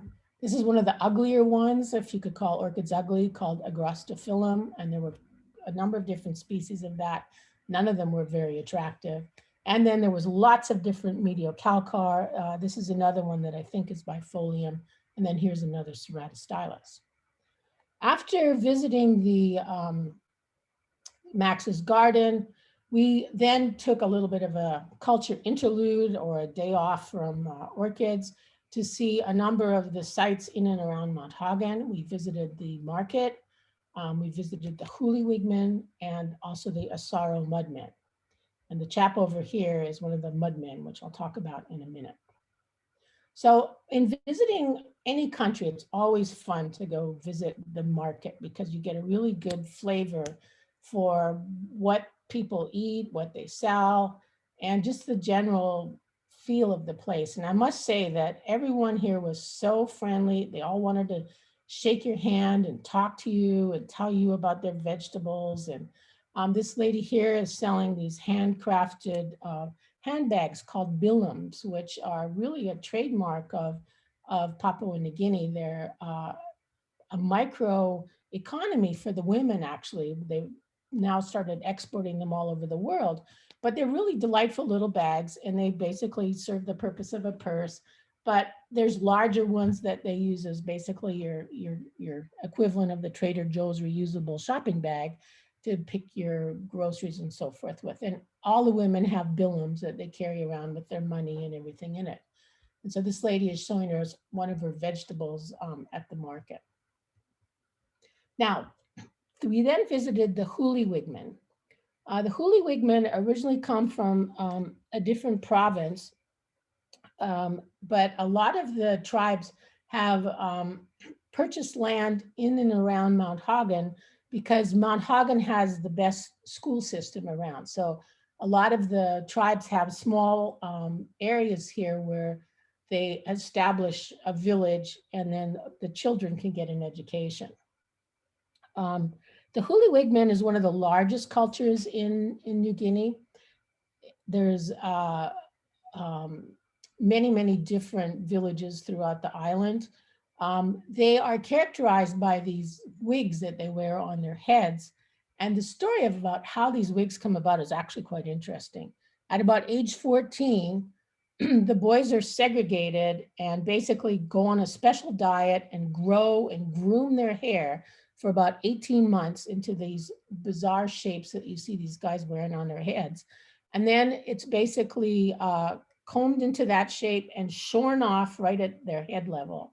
So that then they basically have a wig, and into that wig, they stuff all kinds of decorations. So shown here, we can see them with intact entire birds of paradise stuck into the wig, feathers. This is the feathers of the Ragiana bird of paradise, and lots of different decorations. And these wigs are very precious and stored in a special hut where they keep the wigs. And some of them will actually create 3 to 4 wigs before they're the age of 18. And the story is that the wigs can only be made by boys who have not been married. So before they marry, they have to create these wigs. And then they have these elaborate traditional costumes, which, as you can see, have all kinds of interesting decorations. They paint their face with this very characteristic yellow ochre on the top of the face. They have bones or sticks going through their nose. If they turn around, you'll see that there's a cassowary bill on their back. And then they have a very characteristic dance.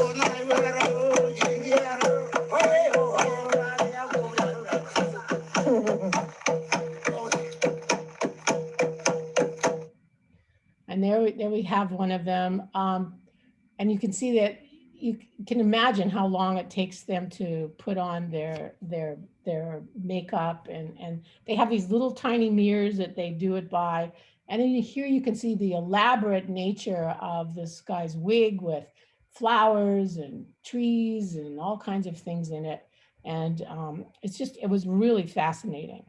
After visiting the Hoolywigman, we then went to visit another tribe, which is called the Asaro Mudmen, and they actually come from yet a different province of Papua New Guinea originally. But again, they've purchased land in and around Mount Hagen for their tribe and also for their children. So actually they put on a wonderful display for us, but it was actually the kids who did it. So these are all young boys about, 12 to 15 years old.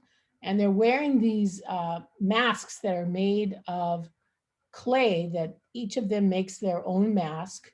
And these masks are really heavy. They're probably 15 to 20 pounds. And I know that because we all tried one on and they were really heavy.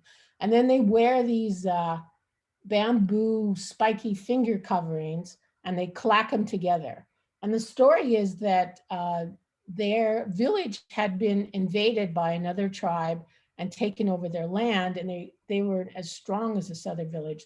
So they came up with this ingenious way of scaring off the other tribe by covering their bodies with this grayish clay and these bizarre masks and making these clacking sounds with their bamboo fingers. And they would come out of the bush in the dark making these noises, as you can see here. So here they come out of the bush making noises.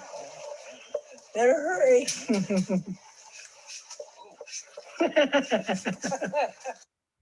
So that was the Mudmen. After we visited with them, they showed us how to throw spears. We had a great time learning more about their culture. And each of these little villages, after they did their demonstration, they had lots of knickknacks and souvenirs. So I think a lot of us came home with little tiny Mudmen as one of our souvenirs. And here's one of the masks. You can see how elaborate they are. And the teeth that are in there are actually pig's teeth. Here's another one. And here's me with my Mudman mask on. I look really scary. All right, so after visiting that, we had a really unusual event. So in late August in Papua New Guinea, there's a big festival called the Sing Sing, where thousands of tourists come every year. And it's a big, big event. And we were there in October, but the prime minister and the governor of the province were having this big political event. So all of the tribes got together and they put on a Sing Sing for the visiting politicians. So here's all the crowds that had come to see the politicians. Here's the poster they had up over the area. And here's what we saw when we basically got out of the car, and there was just all these amazing different tribes represented. These are not Huli Wigmen, they are not Mount Hagen Wigmen. There's some other tribe altogether. I honestly don't know which one it was. And they loved posing for pictures. So we got some great photos. I actually got my face made up like one of these guys. It was all painted up and so forth. And everybody thought that was pretty funny. And then here's one of the ladies, and she's wearing a necklace of shells and a skirt. And as you can see, she's completely braless, and they all were. But if they're face made up, I guess no one could tell who you were. So maybe it didn't matter. And then here's more of the people all dressed in their finest. And this was just amazing because we were the only, there was 8 of us or 10 of us, I guess. And we were the only white people there. Everybody else was a native Papua New Guinean, and everyone was so gracious, and just, we got to march in the parade with everybody, and it was just a great fun time. And then here's Dennis Sesko, who was one of the chaps on our trip, and posing for a picture with one of the villagers. So that was great fun. After that, we hiked went on another forest hike, this time to a spirit cave. And a custom that they have in many places is that they don't actually bury their dead there, but they honor their dead in these caves up in the mountains, and they're placed there with pigs. So pigs are very revered in New Guinea. So here's the skulls, and then these are actually jaws of pigs. And so this was in the cave. This was the scary guy that was outside of the cave before we got to it to scare you off. And then we walked through this area and then up to this wonderful waterfall. And along the way, we found some really interesting plants. This is a Balanophora. It's a saprophytic plant, doesn't have any chlorophyll. And these are actually the flowers of the plant. And we found quite a few of these. These were found on the 2018 trip. On the 2019 trip, there were a few, but they were basically all done when we walked through. And at the end of the trail was this wonderful waterfall. But along the trail, we saw lots of orchids. And here's just a few of them. This is a little terrestrial Liparis. Here's another one of the Dendrobium subclassum again, a bulbophyllum, similar to the one I showed earlier, which I'd forgotten the name of now. This is Dendrobium neuroglossum. We saw lots of these, which Ron helped me identify as Glossophrynca. We saw quite a few different species of this genus, and yet another mediocalcar. And of course, when you do a hike in New Guinea, you don't go by yourself. The entire village goes with you. So here were all my helpers. They carried your backpack and they told you all about their village. And this was Grandma, who we got to meet. And I believe these are all somehow related to each other. But the village was at the base of the trail to the cave. And the young man sitting next to me basically was my guide and helped me get up the steep steps and so forth to get up to the cave. So after that, we attended yet another amazing festival, and this is called a mumu, or a Papuan pig roast. So I don't mean to gross out the vegetarians in the audience, but in New Guinea, pigs are very revered. A pig is a sign of wealth. And someone who's wealthy might have 4 or 5 pigs, and if you're really wealthy, you might have 20 pigs. A pig is worth about $4,000 to $5,000 US. So it was a really big deal that they butchered a pig and put on this pig roast for us. So here's how they did the pig roast. They dug a deep pit. They put hot rocks in the bottom of it, covered it with leaves, put meat and potatoes and all kinds of vegetables in, and then covered it up with leaves. And then we went away for 4 or 5 hours while it cooked under this leaf. So it's basically a pit roast with pig and all kinds of vegetables and so forth in it.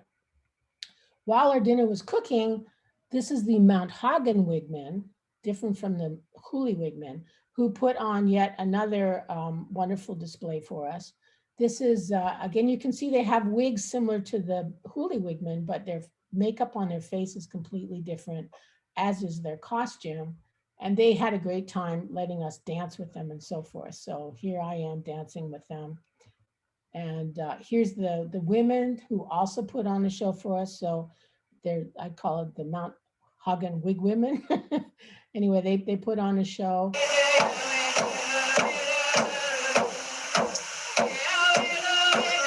And interestingly, some of us got really carried away. So this is Lois Dahlsberg, who really had a great time dancing with the women and got totally carried away with it. And then here's a picture of them outdoors, and you can see how colorful their costumes are. This shell that's around their neck is called a kiva shell. This used to be the currency of New Guinea, and so their equivalent of $1 is still called a kiva, and it's worth about, I don't know, 30 or 40 cents. And that used to be how that they would barter and trade for things. And then here's the men of the village. This fellow over here is the chief. And then these are 3 of the elders of the village. And then here's a close-up of the incredibly elaborate wig that he had on, with entire birds of paradise stuck into his wig.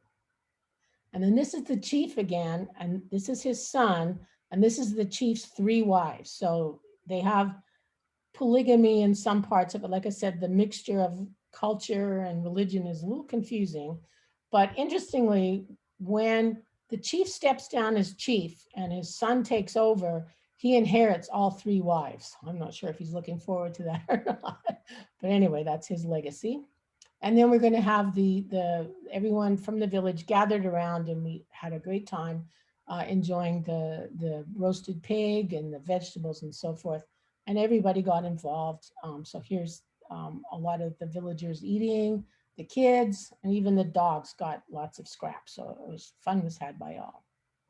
After visiting the Mount Hagen wigman, the next day we visited another garden, and this is a place run by a fellow named Mr. Pint. He lives on the other side of Mount Hagen in a completely different habitat. And he, like Max, who I talked about earlier, has managed to go up in the forest and bring down and collect orchids that are from the surrounding area and put them into his garden. And he's been busily improving his garden, trying to have a good representation of the orchids that are in the area. And I think one of the reasons for doing this is it is so difficult to go and see them in the wild because of the lack of trails. And the only way to get in the mountains is you have to walk across probably 2 or 3 or 4 miles of pineapples and sweet potato fields and so forth, just to get to the forest, because again, there are no roads, there are no horses, donkeys, motorcycles, etc. The only way you get from the main road to the forest is you have to walk. So being able to see these in these gardens was really special. So here's just a few of the things that he had in his garden.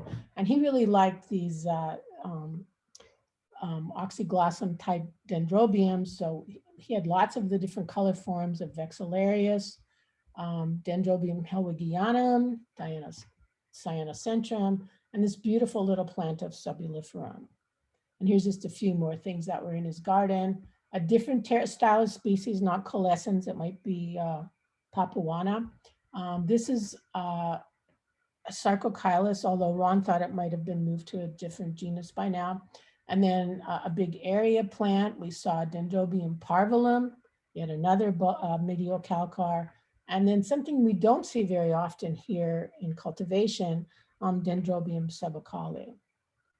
And then right next to his garden, he had this big expanse of mud that we walked through. And then there was this big dry area of lots of grasses and so forth. And we found an amazing number of orchids in there, none of them in bloom, but we did find huge colonies of this Nepenthes. So this is a carnivorous plant. The pictures that you can see here basically catch small insects and so forth. And these plants grow in nutrient poor soils. And this particular one is Nepenthes maxima. And here's a close-up of the picture.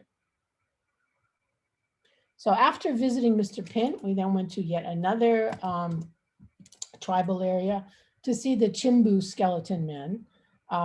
They come from the province of Chimbu, which is between Mount Hagen and the coast. It's actually where Mount Wilhelm is, which we'll talk about in a minute. And their tradition here is to basically paint their body like skeletons. And again, there was a tradition that went with it, that they dressed up like this to scare off another tribe that had tried to take over their lands.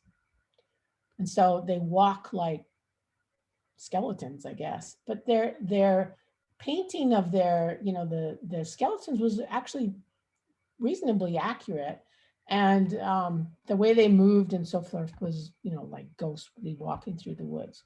So that was kind of fun. And the garden that they did the demonstration in was just amazing. We got to all get great pictures with the skeleton men. So here's, I think that's Lois Dalsberg's husband, Larry. And here I am posing with the skeleton men. In the garden, just in and around the village, there were lots of orchids. Including this wonderful Diplocolobium chrysotopsis. The chief of that village loved the heliconias from South America, and he had an amazing collection of these growing all around his garden. And of course, everybody had fun putting the flowers on their noses and posing for pictures. And then here's a few more of the orchids that were in his collection shown below. So Laturia type, Fenestriae and Forbesii, and then this unidentified little bulbifilm film species. Another place that we visited was this lodge called Rondon Ridge. And if you're really wealthy and go to Papua New Guinea, this is where you stay. It's about $500 a night. You don't have any interaction with the locals like we did, but you have these beautiful rooms and great food and a gorgeous view and a beautiful orchid garden right behind the lodge.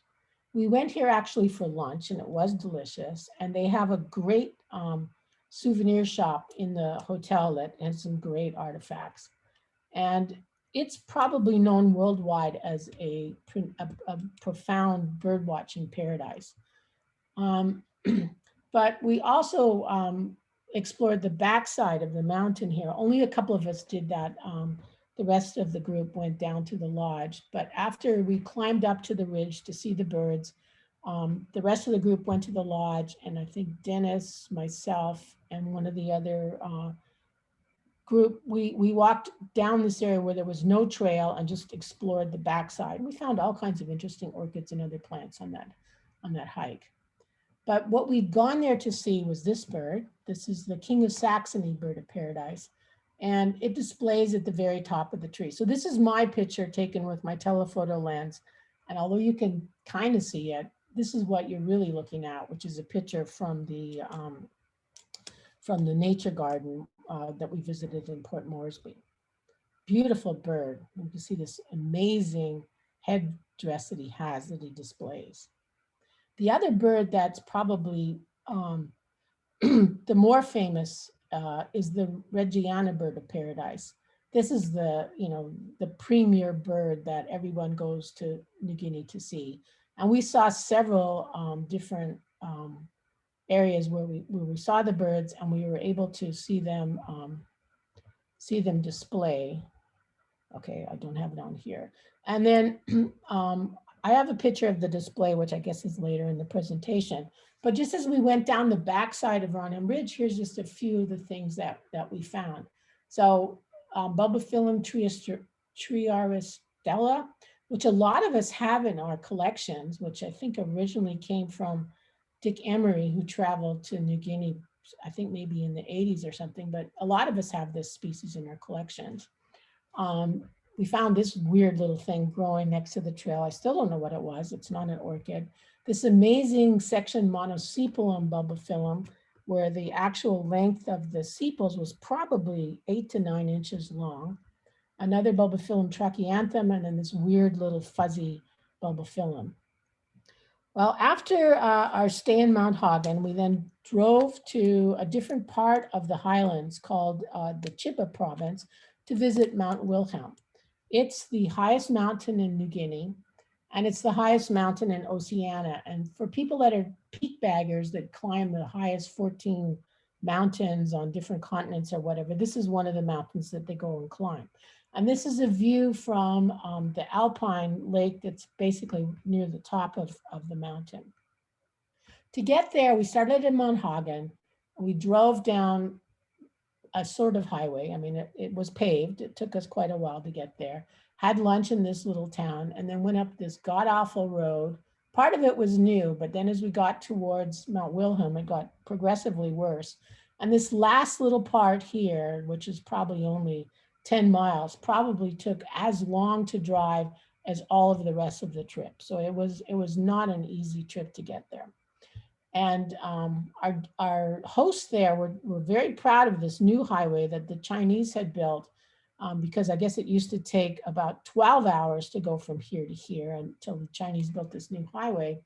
And sadly, about 3 months after we returned, they had a horrible rainstorm, and it washed out the road. And so now you can't get there at all. They have to rebuild the road, and our guests, our hosts have to walk, I think it's like 5 miles across this area where the road basically slid down the mountain. So here we are on the way, just taking a little rest.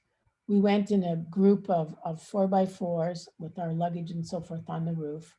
And then we got to this place called Betty's Lodge, which is shown here. It's a rustic, basically lodge, mostly fitted out for climbers that come in groups and climb the mountain. And she was just so delighted to have people here that were orchid lovers. And so she still has been in touch with me, sending me orchid photos and so forth from in and around their property. They have this wonderful garden that is just full of flowers and all kinds of fresh vegetables. They have a trout pond. She raises trout from little tiny things and sells them all over New Guinea. So we had fresh trout almost every night for dinner, fresh strawberries. And this is Betty Higgins, who is the owner of Betty's Lodge, showing off one of her Serrata stylus plants that she had growing in her garden. So just walking in and around the woods around Betty's Lodge, we found lots of orchids.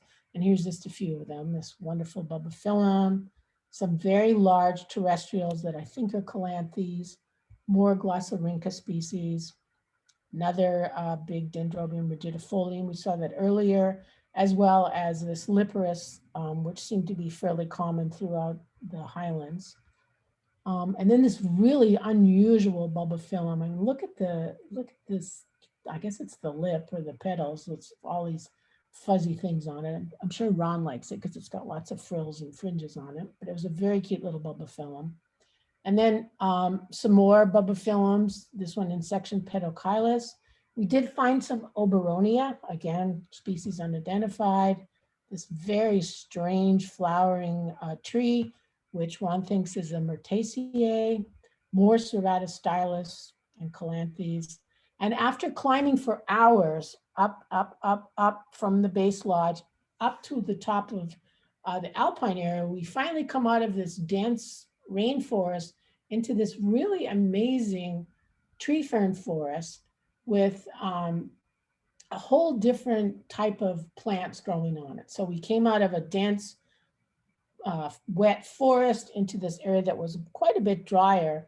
And then here we have these wonderful tree ferns all over the place. And this is where Dendrobium decocii grows. So it grows on these lichen and moss covered trees. And there were quite a few plants of it, not that many in bloom.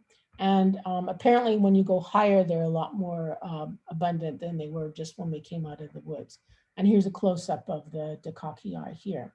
We also found this cute little leafless orchid, Atenophyllum, again, species not identified. Well, it took us so long to get up to the top of this open area, probably about 5 hours of climbing. And the rest of us turned around and went back down. It started to pour and got, quite slippery and difficult to walk. But Dennis Chesko decided he was going to climb, he was going to bag the peak. So he went on with a couple of the guides, and Betty had outfitted him with I guess a sleeping bag. And there's a little hut towards the top. So he basically climbed the rest of the day, got to the hut, and then got up at 3 o'clock or 4 o'clock in the morning and climbed to the peak of Mount Wilhelm. So here's Dennis at the top making his 14,700 and whatever it was foot climb. And then he basically came back down the mountain all the next day. And then here again are just some of the orchids we saw on the way down the mountain. Serrata stylus, we saw more Cuthbertsonii on the trees and also in and around Betty's property. And again, more bulbophyllum species. Well, that was our trip to the highlands. And from there, we went to the capital of Port Moresby. It's the capital and largest city in the country, and it is considered one of the most dangerous cities in the world. It's definitely not a place you want to just go walking around. But if you go on your bus with your guide, you can see some really interesting things. We visited the fish market, the nature park, a national park called Verirada, and I think well worth visiting are the Parliament buildings in the National Museum. And this picture here is just from the National Museum. So the fish market is quite famous. Everyone comes here to buy their fresh fish, and it's pretty amazing when you see what the fishermen catch just off the island here. So there's an amazing variety of fish that were for sale. And again, everybody was super friendly, wanted their pictures taken, wanted to talk to you and tell you about their fish. We visited a nature park, which is contains the National Orchid Garden as well. And it has a very large collection of the native fauna of New Guinea, including many of the birds, as well as the tree kangaroos and some of the other couscous and other rare species. And interestingly, this is the Victoria pigeon. It's native to Papua New Guinea. And then this crazy little parrot, I guess used to be somebody's pet, and they donated him to the nature park. And as soon as you walked into the bird enclosure, he would fly over and jump on your shoulder, and you could not get rid of him. He just would stick there. So it was really difficult to get out of there without leaving with this parrot on your shoulder. We visited the National Orchid Garden. Here we're at sea level, so pretty much all of the orchids were the antilopier type, very warm growing, and basically just displayed on stumps in and around the garden. And then here's a few more of the birds. Cassowaries are very revered, not really a pet, but more of a status symbol in New Guinea. And then this is the only heron species that occurs in New Guinea. And then here's a picture of the orchid garden. And you can see here we have the different antelope ear type orchids and Laturia type orchids all tied onto these posts and displayed in and around the garden. An interesting place to visit nearby is this national park called Verirata National Park. It's about a 2-hour drive from the city of Port Moresby, and you climb up into the hills, but you're still fairly low. I think the elevation here at most was maybe 300 meters. And we went to see this guy, and we had to get there at, oh God, I think it was, we left at about 4 o'clock in the morning because these guys display and they are done by 7 o'clock. So you got to get there early. And here's the display.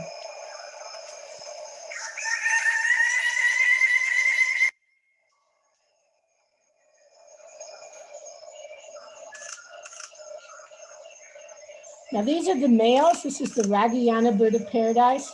And we actually were able to see them mate. So these are 2 males, but eventually he attracted a female and they actually mated. So that was a real treat, but it's a kind of long movie and it wasn't in very good focus. This one came out quite nice. On the way out of the park though, the real treat that we saw, we were coming out on the bus and we'd heard that this Bulbophyllum fletcherianum grew on some large rocks near the park. So everybody was looking out the windows of the bus. I think Dennis Chesko spotted it off the side of the road. There were these great big rocks, and there growing on the rocks was Bulbophyllum fletcherianum. The leaves of this orchid are about 3 feet long. This is a big, stinky flowering orchid. And this was as close as we could get because it was growing above this very grassy area. And this part of New Guinea is renowned for this incredibly venomous snake called a taipan that occurs at this elevation and likes grass. So we did not go tromping through the grass to get a close up of this orchid, but it was still pretty cool to see it. We then visited the Parliament buildings, which are a wonderful piece of architecture, well worth visiting. And it's not unusual for the tribesmen to come to the Parliament in their full regala and argue their case before Parliament. So it's a very interesting cultural place with all of these different tribes and cultures represented in this Parliament. And then there's a wonderful cultural museum right next to it that is just full of all kinds of different artifacts of the different tribes. And you could spend hours there. It was a fascinating place, lots to see. Okay, so after that, some of our group left to go back to the US, and a few of us continued on to New Britain. And we joined up with my editor and publisher, Stuart McPherson, who had set up the tour that we were going to go visit Rabaul on the very tip of the island of New Britain. So this is still part of New Guinea, but it's one of the islands, the largest island off the coast. And this trip was mostly time out for orchids. We were planning to go see some, and you'll understand why in a minute. We didn't see very many, but we did have a great time. We went snorkeling. This is one of the best dive areas in the world. It's just amazing, great reefs. And on top of that, all kinds of sunken airplanes and ships from World War II. You can go swimming with the dolphins, which I did, which was really cool. We climbed this volcano over here, more about that in a minute. You can explore artifacts. We did go on a trip to find orchids at Wild Dog Mine, so I'll talk about that. And then at the end, we'll talk about the binding fire dancers. So Rabaul, it was as of 1990, so this is an old picture, a big city that's on the northern tip of New Guinea, of New Britain. And so here's how it looked pre-1994. And in 1994, this volcano basically blew up and incinerated the entire town and covered the rest of it with feet of ash and basically destroyed the entire town. So there's still bits of Rabaul there, but mostly you drive around, the streets are still there. There's a few buildings poking up out of the ash, but there's not much left of the town. And some of us decided, I'm not sure how intelligent this was, because we did this about 2 weeks before that volcano blew up in New Zealand, killing all kinds of people. But anyway, Mount Turvaver, which is an active volcano, you can climb up it. So about 6 of us climbed up the mountain and went up to the top. And so here we are at the top, and you can just hear it. I mean, it's gurgling and burbling and so forth. So it's it's definitely a live volcano. And it actually did explode in 2014. So here's a picture of it exploding in 2014. And interesting, all around the volcano were all kinds of pumice, which was actually floating in the water. So the water had all of these floating rocks in it around it. Rabaul was the site of Japanese occupation during World War II, and there's all kinds of artifacts all over the place. If you're a World War II buff, I mean, you'll see everything, old tanks, planes, boats, etc., all over the place. So it is interesting to see it all. And then we made a trip up to Wild Dog Mine. So in going to New Britain, I had done some research and made friends with Neville Howcraft, who studied the orchids in New Britain up until about the last 10 years. He's now in his 90s. So, but he lives in Australia, and he gave us this wonderful site to go visit called the Wild Dog Mine. And it was incredibly complicated to arrange because we had to drive through the land of about 4 different tribes to get up to the mine. We had to pick up people from each tribe as we went along the way. So by the time we actually got up to where the mine was, it was almost 11 o'clock. And we just started to find orchids. We found, you know, a few things in the trees and so forth. And it was just starting to get really good.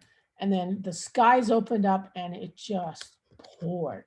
And it showed no signs of letting up. So after about an hour of trying to wait it out, we gave up and we got back in our Jeeps.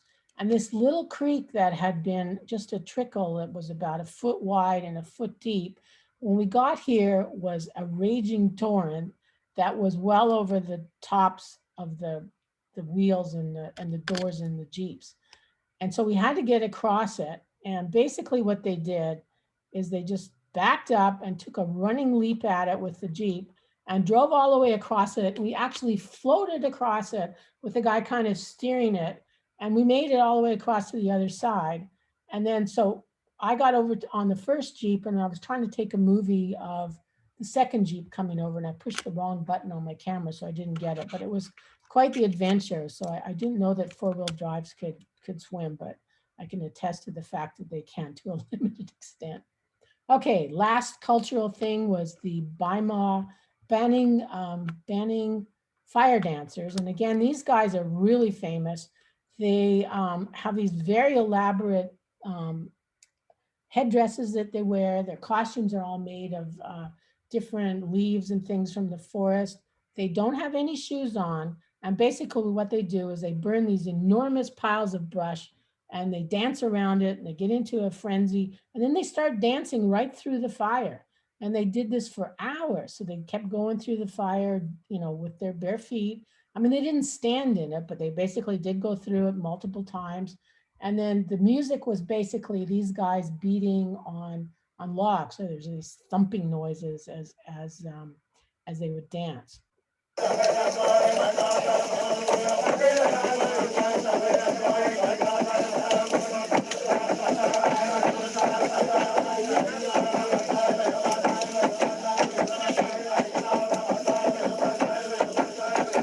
See this guy back here with the funny hat? He's the wizard or something. He has a different role in the ceremony. But this traditionally would go on all night until they ran out of things to burn.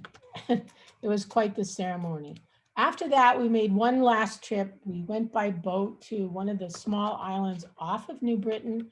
It was quite the adventure. I thought we were all going to drown, but we made it there.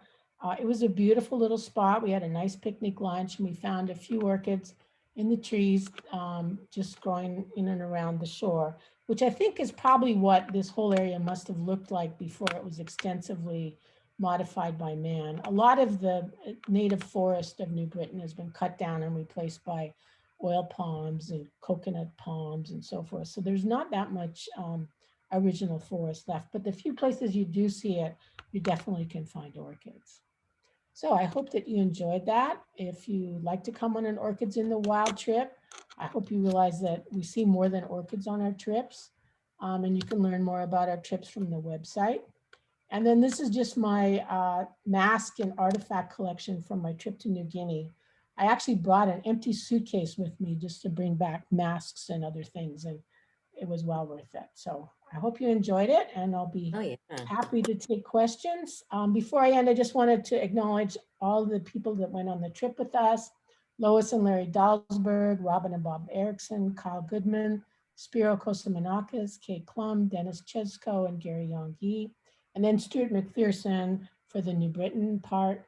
And then my guides and orchid collectors and tour operators in New Guinea, Paul Yafisi, Pim Mamandi, Max Mall, Pen Kupal, and Betty and Peter Higgins. And then thank you, Ron, for helping me ID at least some of the orchids.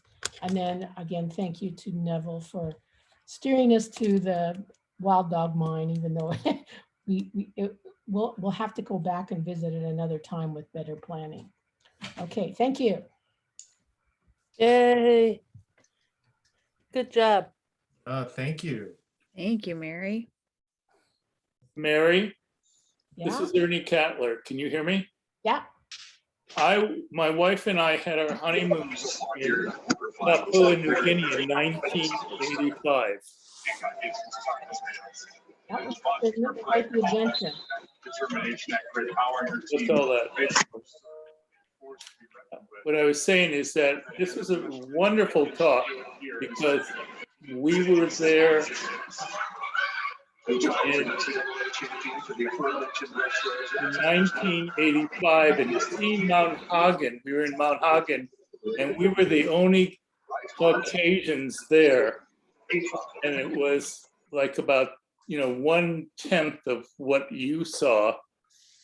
And the difference, no one had cell phones. And the difference in clothing, and we visited the Mendi people, the Wigman. We visited a Sing Sing that was from one tribe to another, but it was, they tried to buy it. They actually jokingly tried to buy Anne. They weren't sure if she was a boy or a girl because she was wearing pants. But it was interesting to see the culture has changed so much as you described in 35 years. And I once gave a talk and there was someone there who'd been there in the 60s, and it was another big leap, from that to 85 and 85 now to 220. So it's really interesting to see how the last really Paleolithic kind of culture and unexplored area is just now merging with the 20th century. I don't know if anybody heard you. Okay, Mary, one question. If you were there in New Britain with Stuart McPherson, was he working on a new carnivorous plant book there? Not in New Britain, no. Okay. No, he just finished, he did a new Nepenthes book, but he wasn't working on it then. So he takes people on tours. It's one of the ways he makes a little bit of extra money. Okay. And, my first trip to New Guinea, I went with him in 2018. And then we planned the New Britain trip as a cooperation between him, and he had one fellow that was with him from another trip. And then we had several people from the OCA trip that went on the New Britain leg of the trip. Great. Thank you, Mary. That was great. Any other questions? That's wonderful. So Mary, did you end up speaking any Pidgin English or practice at all when you were there? Well, it's interesting. You can understand it because it's just basically phonetic English that's spelled bizarrely. So, can you say something in Pidgin English? Well, like where you would get your cell phone cards. So everyone has a cell phone, but they have to buy time on their cards, right? So they would go to these little booths and they'd give them a few kinas and they would get, an hour of time on their phone. And so all of those booths were called tapahia, which meant top up here, which was kind of funny. And there was just, little bits like that, but you could hear it when they were talking to each other. You could understand it, but it was a basic, almost English, I guess I would call it.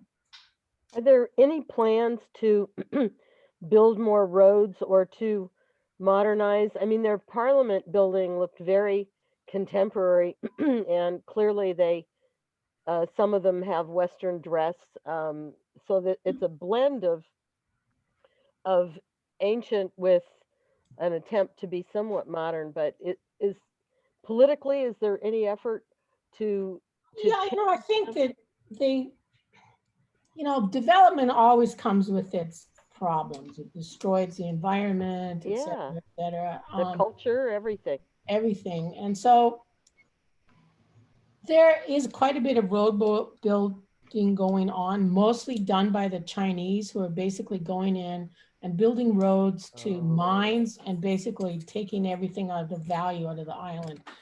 And so I actually think it's kind of a travesty what's going on with the road building more than advancing it. And they build these roads that, if you've ever been to China, they build really shitty roads. I mean, they look really nice, and then 3 years later they fall apart. Fall apart, yeah. And that's basically the road that they built into Mount Wilhelm was like that. I mean, it was a horrible road before. They bulldozed all this stuff, made all these things, but they didn't shore up the banks. You could see how that one good rainstorm would bring the whole top of the mountain down on them, which is exactly what happened. And, they're just temporary things. And not only that, but they make the country give over all kinds of rights by so-called building these roads for free. So they end up owning the ports and they own the access to the mines, and it's kind of an evil empire that's going on. Mary, what do they use to paint their face? I think that they're natural things, bits of colored clay. I don't know where the ochre comes from, and I'm not a potter or something, but I know there's lots of minerals and things that have colors in them, and that's what they use. I mean, they weren't using paint sets or anything. They actually had these. Actually, some of them did have artificial paints, but most of what they seemed to be using were natural paints. So I don't They know. also have a lot of root vegetables and other kinds of fruits and vegetables that have natural color. Yeah, that could also be. So I suspect, because you didn't mention taro, but I wondered if they use taro root, as you find in Samoa and some of the other islands. But I wondered, did you have any sense of what their education system was like? Well, basically very minimal, other than in some of the larger towns, which was why a lot of the tribes were represented in Mount Hagen, because it actually had a high school, I think. So there's elementary education that's basically done by the churches all over the island. So you see a lot of little schools. So the kids learn probably up to about a 6th grade education. And I think anything beyond that, they have to, go to a big city or something, and that gets really complicated. Like I said, it's all tribal. They need to stay within their tribe. One of the things that we all brought with us was little gifts, but the gifts that we brought were pencils, pens, pads of paper, school supplies. They just loved it. We would go to the village, and after they put on their demonstration for their, their culture, like the Hoolywigman dance and so forth, we gave out crayons and pencils and things like that to the kids, and they just loved it. They were practically fighting over all these school supplies because they're so hard for them to get. That's what we took to China also, and those were incredibly popular. I took several bottles of bubbles, and they had never seen that, and they just went bonkers for it. But yeah, school supplies, that's interesting. Yeah, so if you do go visit, it's a good idea to bring that kind of stuff with you, and not candy, but things like, little toys and school supplies and things like that. This was outstanding. Thank you so much. And glad you have the culture stuff in there because it's more than just the plants. It sounds like an orchid paradise or plant paradise, but the culture of the people in the different tribes is what's so fascinating because it's a land that's still unexplored and undeveloped. Incredible. Yeah, I was planning on going back, well, before the pandemic, and do an exploration trip to try to find some places where we could do more trekking and see, more orchids in the wild rather than in gardens, because it is so difficult to get around there. So that was all planned, but everything's up in the air right now because it's just not feasible.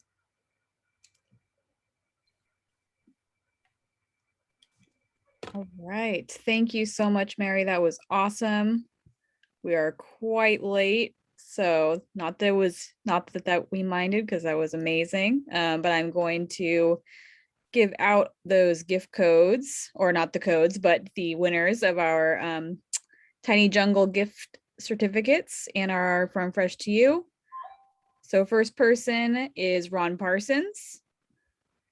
We have Cecil Bullard, Miki Ichiyanagi, Kay Klum, Adam Farrar, Roberta Fox, Sarah Haydeen, I believe, Hannah Hardy, Judy Carney, and Eugen Kim for our Tiny Jungle winners. Yay. And then we'll email you those codes after the meeting if you are a winner. And for our Farm Fresh to You, we have Diane Ward. Congrats to the winners. Make sure you're a member in good standing so you can get your prize if we do happen to pick your name. Yeah, thank you so much again, Mary. Thanks, Lynn, for the slideshow. Thanks, Jeff, for helping me out, and all of you for bearing with me. With that, I'll see you all next month. Hopefully I'll see you at the show meeting. Yeah, have a good one, everybody. And hopefully it'll be in person. If all goes well, it'll be in person next month. Yes. Yes. Thanks, Nice job, Corey. Corey. Good job. Really good job. Thank you. See you in person. Ciao. Wow. Wow.